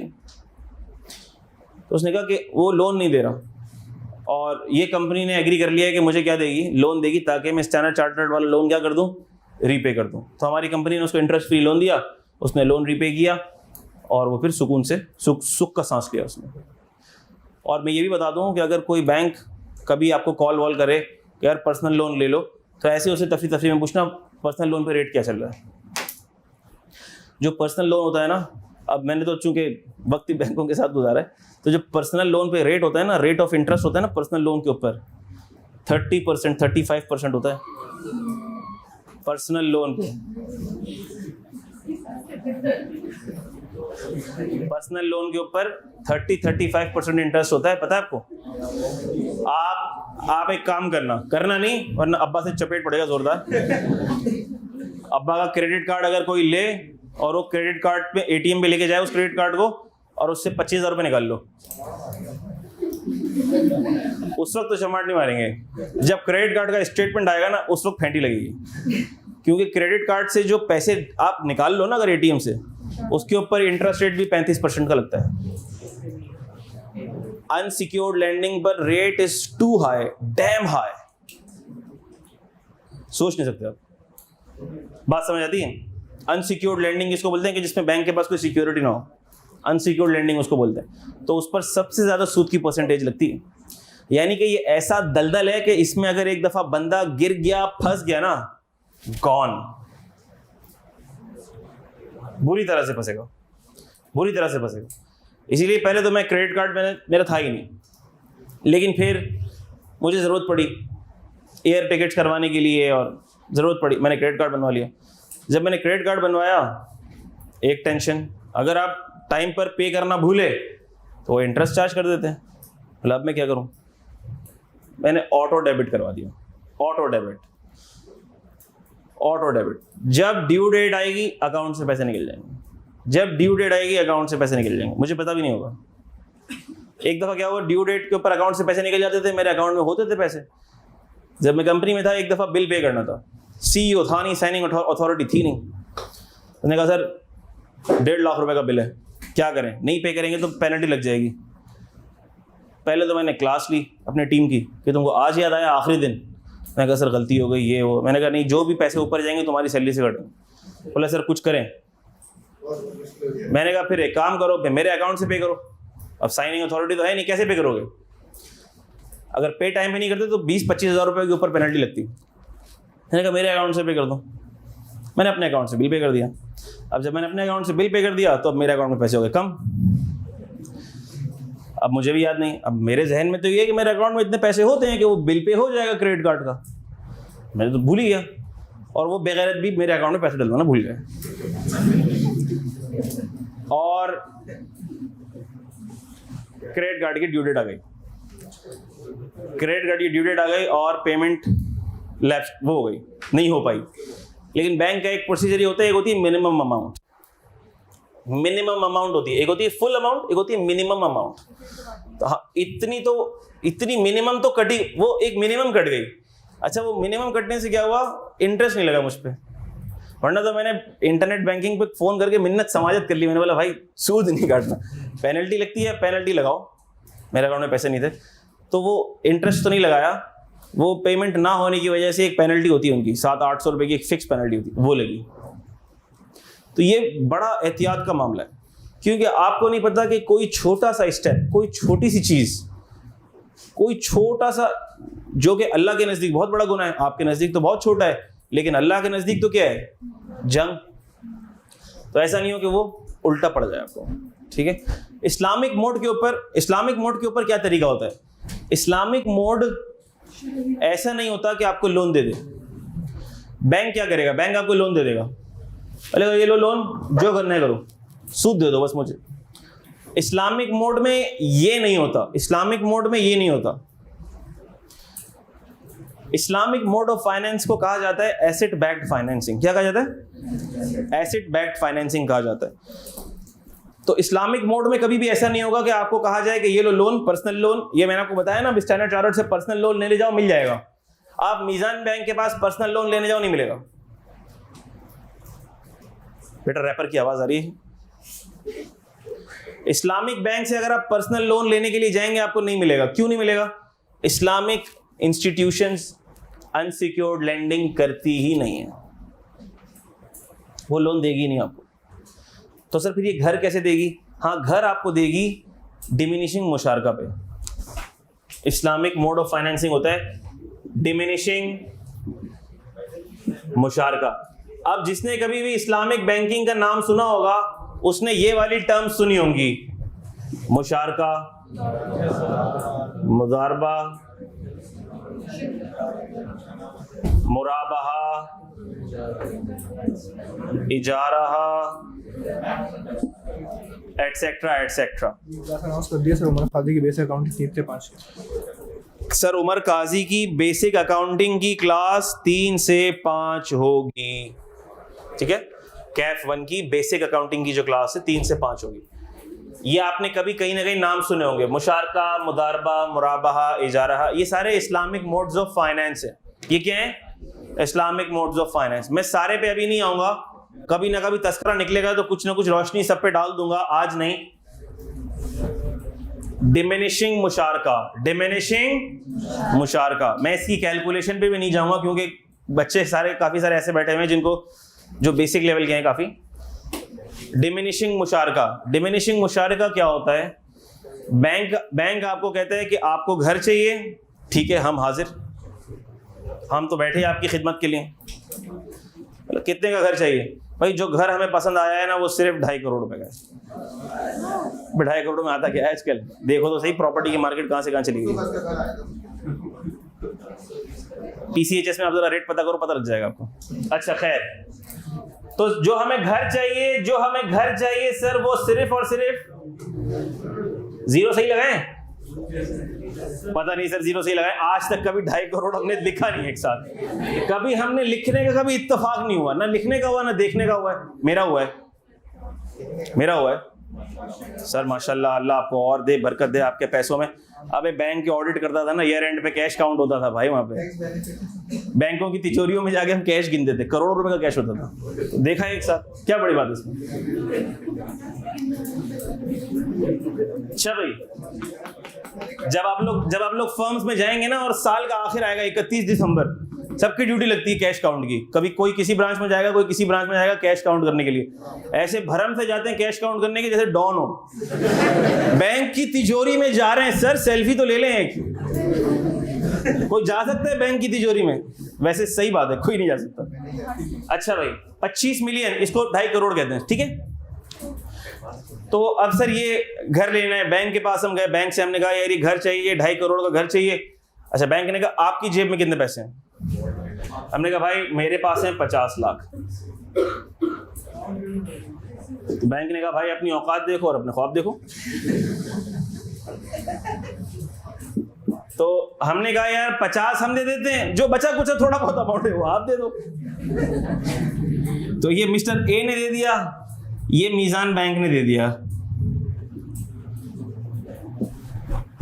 अच्छा भाई, क्यों दे दिया सर, क्यों दे दिया? मीजान का इसमें क्या फायदा है? मीजान बैंक कहता है ठीक है 50 लाख तूने दिए, 2 करोड़ मैंने दिए। 50 बेटा कैलकुलेटर बल्कि छोड़ दो। श्योर, इसका मतलब कि सर 20% का ओनर कौन है? Mister A. और 80% का ओनर कौन है? मीजान बैंक। अब मीजान बैंक ये कहता है कि भाई 80% का ओनर तो मैं हूं, ठीक है घर खरीदो और घर हो गया मेरे नाम पे। इसमें तुम्हारी ओनरशिप कितनी है? 20%। मेरी ओनरशिप कितनी है? अब तुम जिस घर में रह रहे हो वो 80% मेरा है, तो तुम अगर मेरे घर में रह रहे हो तो मुझे किराया दो, सिंपल, मुझे किराया पे करो। Share in rent. तो मीजान कहेगा भाई ये 2 करोड़ तो तू मुझे पे करेगा ही करेगा, ये तुम मुझे 2 करोड़ तो पे करोगे ही करोगे, हर महीने ये 2 करोड़ तो तुम मुझसे खरीदोगे ही ना। तो ये आहिस्ता आहिस्ता इसकी ओनरशिप 20 होगी, 25 होगी, 30 होगी, 35 होगी, क्योंकि ये रीपे करता रहेगा लोन। तो लोन तो रीपे करेगा, लोन के साथ साथ क्या भी देगा? ऊपर की मलाई, जिसको क्या कहते हैं? रेंट। तो ये तो देगा ही देगा, साथ में मिसाल के तौर पर साथ में ये तय हो गया कि हर महीने 50,000 रुपए का किराया भी देगा।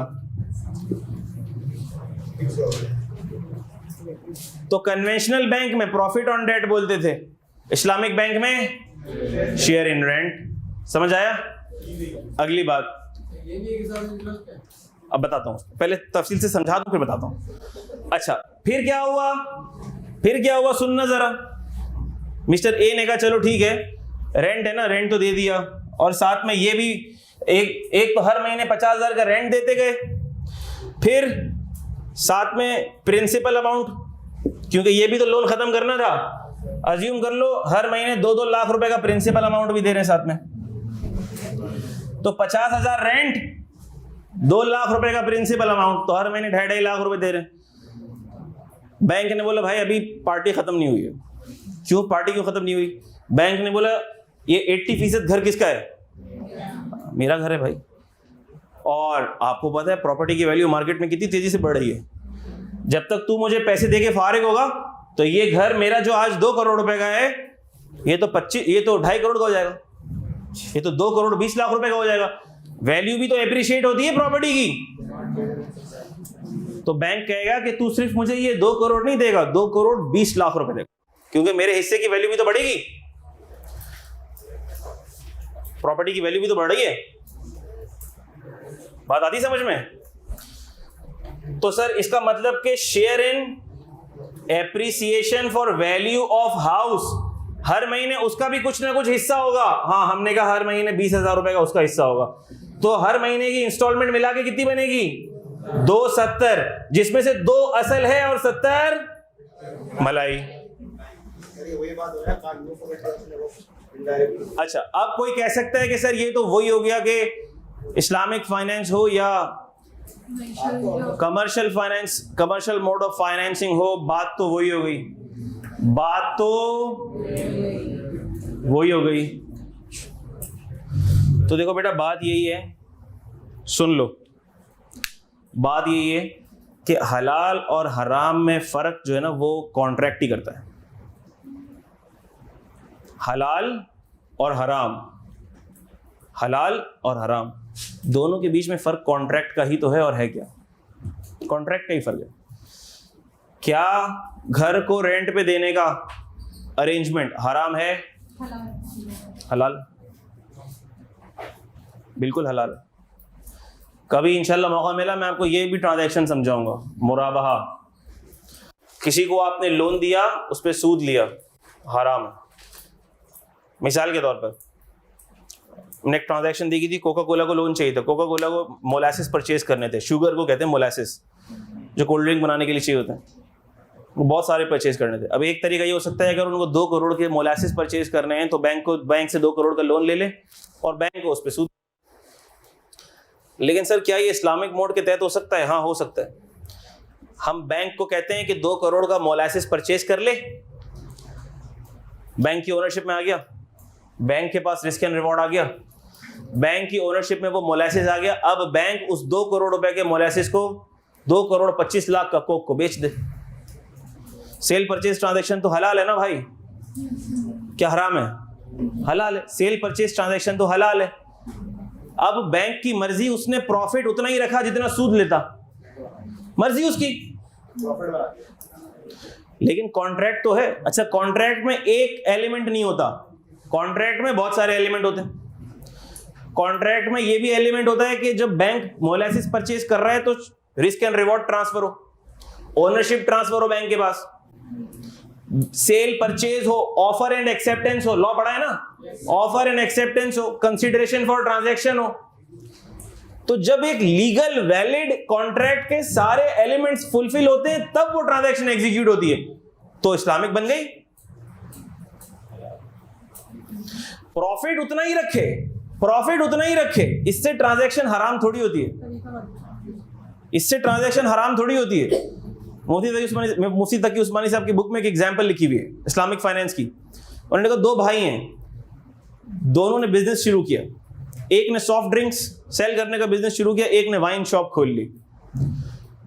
जिसने वाइन शॉप खोली उसने पर वाइन बॉटल 10 रुपीज का प्रॉफिट लेता है वो।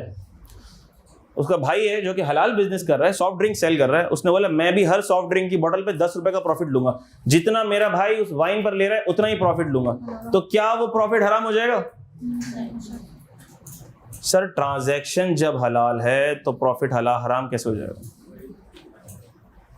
ठीक है, तो बेसिकली किसी भी चीज को हलाल या हराम कहने से पहले हमको उसकी गहराई में जाना पड़ेगा, उसके एलिमेंट्स को देखना पड़ेगा। देखो, मैं ये नहीं कह रहा कि इस्लामिक बैंकिंग की जितनी ट्रांजैक्शंस हैं सारी दूध से धुली हुई ट्रांजैक्शंस हैं, ऐसा नहीं होता, ऐसा नहीं होता। क्योंकि देखो सूदी इदारा है ना, सूदी इदारे में सारे फंक्शंस मिक्स चल रहे हैं, तो ट्रांजैक्शंस के अंदर सूद की आमेजिश आ जाती है। मैं ये नहीं कह रहा नहीं आती, लेकिन आप जब थोड़े से और बड़े हो जाएंगे और जब आप किसी बैंक की एनुअल रिपोर्ट पढ़ेंगे तो उसमें शरिया एडवाइजर की रिपोर्ट लगी हुई होती है, और शरिया एडवाइजर की रिपोर्ट में क्या लिखा हुआ होता है कि हमने सारी ट्रांजैक्शन का बगौर जायजा लिया और जो भी प्रॉफिट आया ये हमारे हिसाब से इस्लामिकली करेक्ट है, लेकिन इस प्रॉफिट में से 10 लाख रुपए का अमाउंट ऐसा है कि जिस पर हमें शक है कि ये हलाल नहीं है, इसलिए हम 10 लाख रुपए के अमाउंट को सदका कर रहे हैं। ठीक है, तो इस्लामिक फाइनेंस को स्टडी करने की ज़रूरत है, उसमें अच्छे लोगों के जाने की ज़रूरत है। Islamic finance is a step towards right direction. आज पूरी दुनिया इस्लामिक फाइनेंस की तरफ आ रही है। This is a step towards right direction. बात आती समझ में? मिसाल के तौर पर अगर कोई कंपनी ये लोन ले ले, कोई कंपनी लोन ले ले बैंक से, अब अगर कोरोना आ गया, शॉप बंद, फैक्ट्री बंद, लोन रीपे करना है, इंटरेस्ट रीपे करना है, लेकिन जो इस्लामिक बैंकिंग से लोन लेते हैं ना, जो इस्लामिक बैंकिंग से लोन लेते हैं वो मुशारिका फाइनेंसिंग पे लेते हैं, शिरकतदारी पे लेते हैं। हम जो कमाएंगे, जो प्रॉफिट आएगा उसके हिसाब से रिटर्न होगा। प्रॉफिट की बेसिस पर हम आपको ज्यादा प्रॉफिट आएगा तो ज्यादा रिटर्न, कम प्रॉफिट आएगा तो कम रिटर्न, लॉस आएगा तो लॉस भी बेयर करना पड़ जाए बैंक को। तो बात यह है कि जब हमें पता लगेगा, हमें नॉलेज होगी, तो then we will be able to comment on it properly. आज लोगों को नॉलेज नहीं होती एंड दे स्टार्ट कमेंटिंग। ठीक है, तो मैं यही कहूंगा कि चूंकि आप लोग पढ़े लिखे लोग हैं, अभी तो इतने ज्यादा नहीं पढ़े लिखे लेकिन पढ़ लिख जाएंगे, तो चीजों को स्टडी करना सीखो। ठीक है बच्चा, तो ये दोनों टर्मिनोलॉजीज क्या मैंने आपको समझा दी? अच्छा, एक और बात, आप जरा देखो, एक अंडरलाइन सेंटेंस लिखा हुआ है, where the individual utilises the loan for the construction of a new house और एक्विजिशन ऑफ अ हाउस। क्या मतलब हुआ इसका? सर ये जो लोन लिया जा रहा है ना, जिसके सूद पे आप बेनिफिट दे रहे हैं, ये लोन लिया जाना चाहिए for the construction of a new house. आपके सपनों का आशियाना बनाने के लिए ये लोन लेना है आपने, घर बनाने के लिए लोन लेना है आपने। ऐसा नहीं करना आपने कि लोन ले लिया और उससे आपने अपना कारोबार शुरू कर दिया। आपने लोन लेके शॉप परचेज कर ली, आपने लोन लेके फैक्ट्री परचेज कर ली, नहीं, उस लोन पे बेनिफिट नहीं मिल रहा जिससे आप अपना कारोबार शुरू करेंगे। ये किस लोन पे बेनिफिट मिल रहा है? जो हाउसिंग पर्पसेस के लिए है, घर बनाने के लिए है, नया घर बनाने के लिए है, नया घर बनाने के लिए।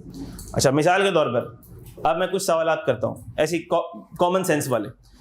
किसी को घर बनाना है, नया घर बनाना है, उसने बैंक से लोन लिया और घर तो है 2.5 करोड़ रुपए का, बैंक से लोन लिया, बैंक ने लोन सैंक्शन किया 50 लाख रुपए का हाउसिंग फाइनेंस के लिए। 50 लाख में घर की जमीन आई, सिर्फ घर तो नहीं बन सका, घर की जमीन आई सिर्फ। मुझे बताओ कि क्या उस 50 लाख रुपए पे जो इंटरेस्ट या जो प्रॉफिट ऑन डेट दिया जाएगा उस पर ये टैक्स का बेनिफिट मिलेगा?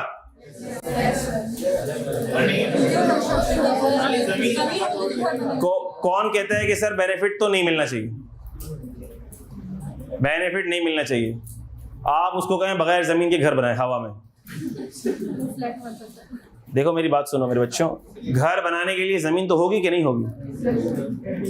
क्या जमीन घर का पार्ट है या नहीं है? पहला सवाल। देखो आईकैप आपको हर तरह से घुमा सकता है, आईकैप आपको हर तरह से कंफ्यूज कर सकता है। ठीक है, तो हम कोशिश करेंगे डिस्कस करें पॉसिबिलिटीज। बेटा प्लीज। तो सर अगर जमीन परचेज करिए, नए घर के लिए जमीन भी परचेज करिए बैंक से पैसे लेके, और वो घर बनाने के लिए जमीन है, तो उस पर भी जो सूद दिया जाएगा उस पर टैक्स का बेनिफिट मिलेगा। क्या ये बात क्लियर है सबको? अच्छा, फिर एक और बात है बेटा, ये आप पढ़ें जल्दी से। अच्छा, इसको अंडरलाइन करो, न्यू हाउस को अंडरलाइन करो बेटा, न्यू हाउस। अच्छा, और लास्ट पॉइंट पढ़ो, पेज नंबर 4 का जो लास्ट पॉइंट है, last point, profit on loan from above entities for the purpose of renovation of house is not eligible to be deducted from total income. अब मिसाल के तौर पर इसी भाई की बात करते हैं, अयान नाम था ना, अयान की बात करते हैं। तो सारा केस सेम है, सारे facts of the case same है, बस इनकी अब्बा ने कहा कि बेटा देखो ठीक है तुम्हारी शादी तो करते हैं लेकिन घर थोड़ा खस्ता हाल में, तुम्हें पता है ना, रेनोवेशन वगैरह करानी पड़ेगी, ऐसे शादी तुम्हारी नहीं कर सकते हम। तो जब तक तुम इतने पैसे जमा ना कर लो कि घर की रेनोवेशन वगैरह हो जाए, तब तक तुम्हारी शादी पेंडिंग पे। रेनोवेशन पे खर्चा कितना आएगा, इन्होंने अपनी अम्मा से पूछा, फिर उनकी अम्मा ने कहा ज़्यादा नहीं, सिर्फ 10 लाख रुपए। बेटा जब कभी घर की रेनोवेशन करने जाओगे तो आपको पता लगेगा कि 10 लाख रुपए तो यूं निकलते हैं। पेंटिंग, 2-4 दरवाजे बनाए, पेंट शेंट करवाया, थोड़ा सा ज़रा वॉलपेपर वगैरह लगाए, टाइलें शाइलें चेंज कराई, 10 लाख रुपए कहाँ निकलेंगे पता भी नहीं चलेगा। अच्छा खैर, तो इन्होंने क्या कहा कि ठीक है मैं लोन लेता हूँ, और ये थे लिस्टेड कंपनी के अंदर। अब इन्होंने अपने एम्प्लॉयर से लोन लिया है for renovation, construction of house के लिए नहीं लिया, एक्विजिशन ऑफ हाउस के लिए नहीं लिया। कितनी दफा देखो बेटा, तुम लोग चाहते हो पॉइंट आउट करूं, छोटे स्कूल के बच्चों की तरह सीटें चेंज करूं तुम्हारी, ये चाहते हो तुम? कैसा लगेगा? मैं जानबूझ के भरे मजमे में पॉइंट आउट करना नहीं चाहता लोगों को, मुझे पता है उनको शर्मिंदगी होती है, लेकिन उनको शर्म तो आए फिर बेटा। अच्छा लगेगा मैं आपको बोलूं बेटा पीछे चले जाओ, बैग लेके सबके सामने पीछे जा रहे होगे, क्या इज्जत रह जाएगी? तो कंस्ट्रक्शन ऑफ अ हाउस हो, या मैंने हाउस की कंस्ट्रक्शन के लिए लोन लिया है, या एक्विजिशन ऑफ हाउस के लिए लिया हो, फ्लैट लेना है मुझे, एक्विजिशन ऑफ हाउस, क्या फ्लैट लेना एक्विजिशन ऑफ हाउस में आ जाएगा? बिल्कुल आ जाएगा। लेकिन अब इन्होंने रेनोवेशन के लिए लोन लिया है, इन्होंने कहा मैंने लोन तो घर के लिए लिया है ना सर, तो मुझे इस सेक्शन के तहत बेनिफिट दें आप, क्या इनको बेनिफिट मिलेगा? उन्होंने कहा नहीं मिलेगा sir. Construction of a house और construction of a new house और एक्विजिशन ऑफ अ हाउस, इन दो पर्पस के लिए है, तब तो सूद पे बेनिफिट मिलेगा, वरना नहीं मिलेगा। अच्छा किसी दूसरी एग्जामिनिंग बॉडी में एक सवाल आया है इस तरह से कि लोन लिया, अच्छा ऐसा भी होता है ना कि लोगों के घर पुराने हो जाते हैं, जो पुराने घर होते हैं जो थोड़े से मखदूश टाइप हो जाते हैं, तो हाँ, तो उनको डिमोलिश करके फिर नए सिरे से घर बनाया जाता है, नए सिरे से। अच्छा तो सर अगर तो कोई उस तरह से डिमोलिश करे अपने घर को, डिमोलिश करके दोबारा से घर को कंस्ट्रक्ट करे, तो क्या उस केस में ये मिलना चाहिए? क्या उस केस में मिलना चाहिए? उस केस के अंदर it is a considered opinion कि अगर तो घर को डिमोलिश करके सेम पैटर्न पे बनाया है तो वो रेनोवेशन में काउंट होगा। अगर डिमोलिश करके उसी पैटर्न पे, दरवाजे उधर ही हैं, खिड़कियां उधर ही हैं, वॉशरूम उधर ही है, सही है, उसी पैटर्न के ऊपर दोबारा से घर को बनाया है तो वो रेनोवेशन की कैटेगरी में आएगा।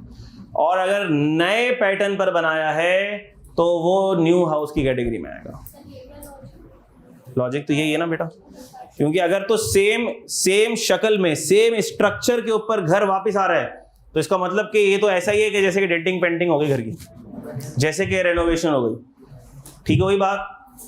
लेकिन देखो ये ओपिनियन है, opinion is always subject to a challenge कर सकता है, ठीक है।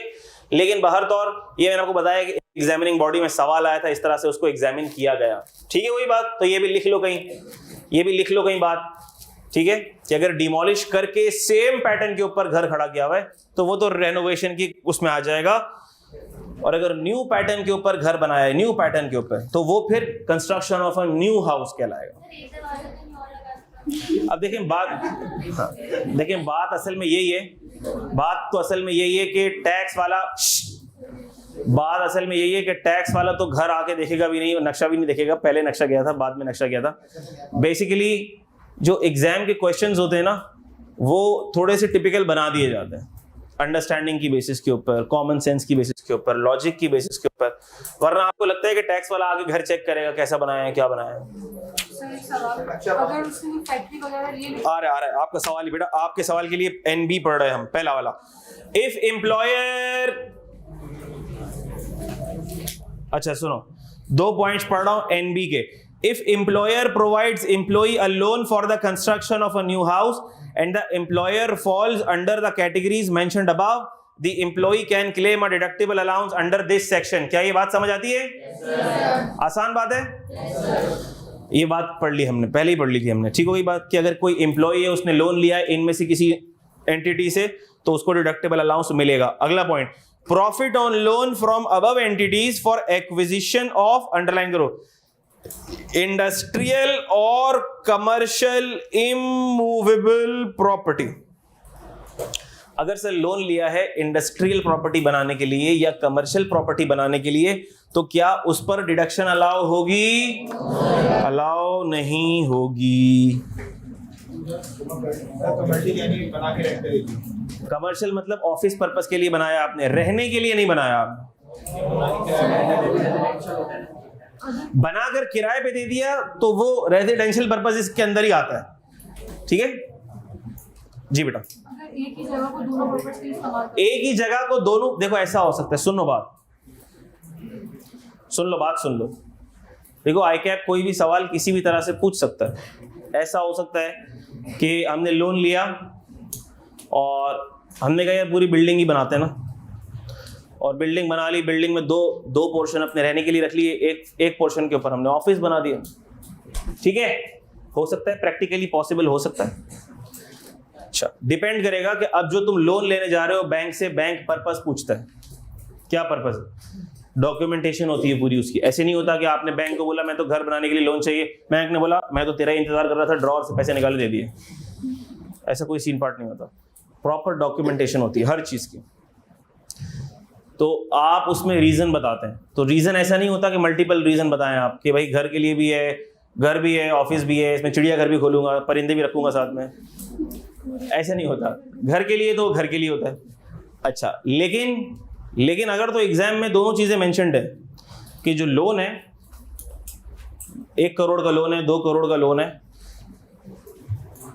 कंस्ट्रक्शन ऑफ न्यू हाउस के लिए 70% इस्तेमाल हुआ है, 30% कमर्शियल पर्पज के लिए इस्तेमाल हुआ है। तो जितना न्यू हाउस के लिए इस्तेमाल हुआ होगा उस पर बेनिफिट दोगे, जो कमर्शियल के लिए इस्तेमाल हुआ होगा उस पर नहीं दोगे। खत्म हो गई बात। क्या बात क्लियर है? अच्छा, अब देखो हम कर तो रहे हैं ऑफ, लेकिन आज मैं आप लोगों के पास पेपर के सवालात नहीं देख सका, लेकिन मैं देखूंगा जुम्मे वाले दिन ना हमारी बरकत वाली क्लास होती थोड़ी।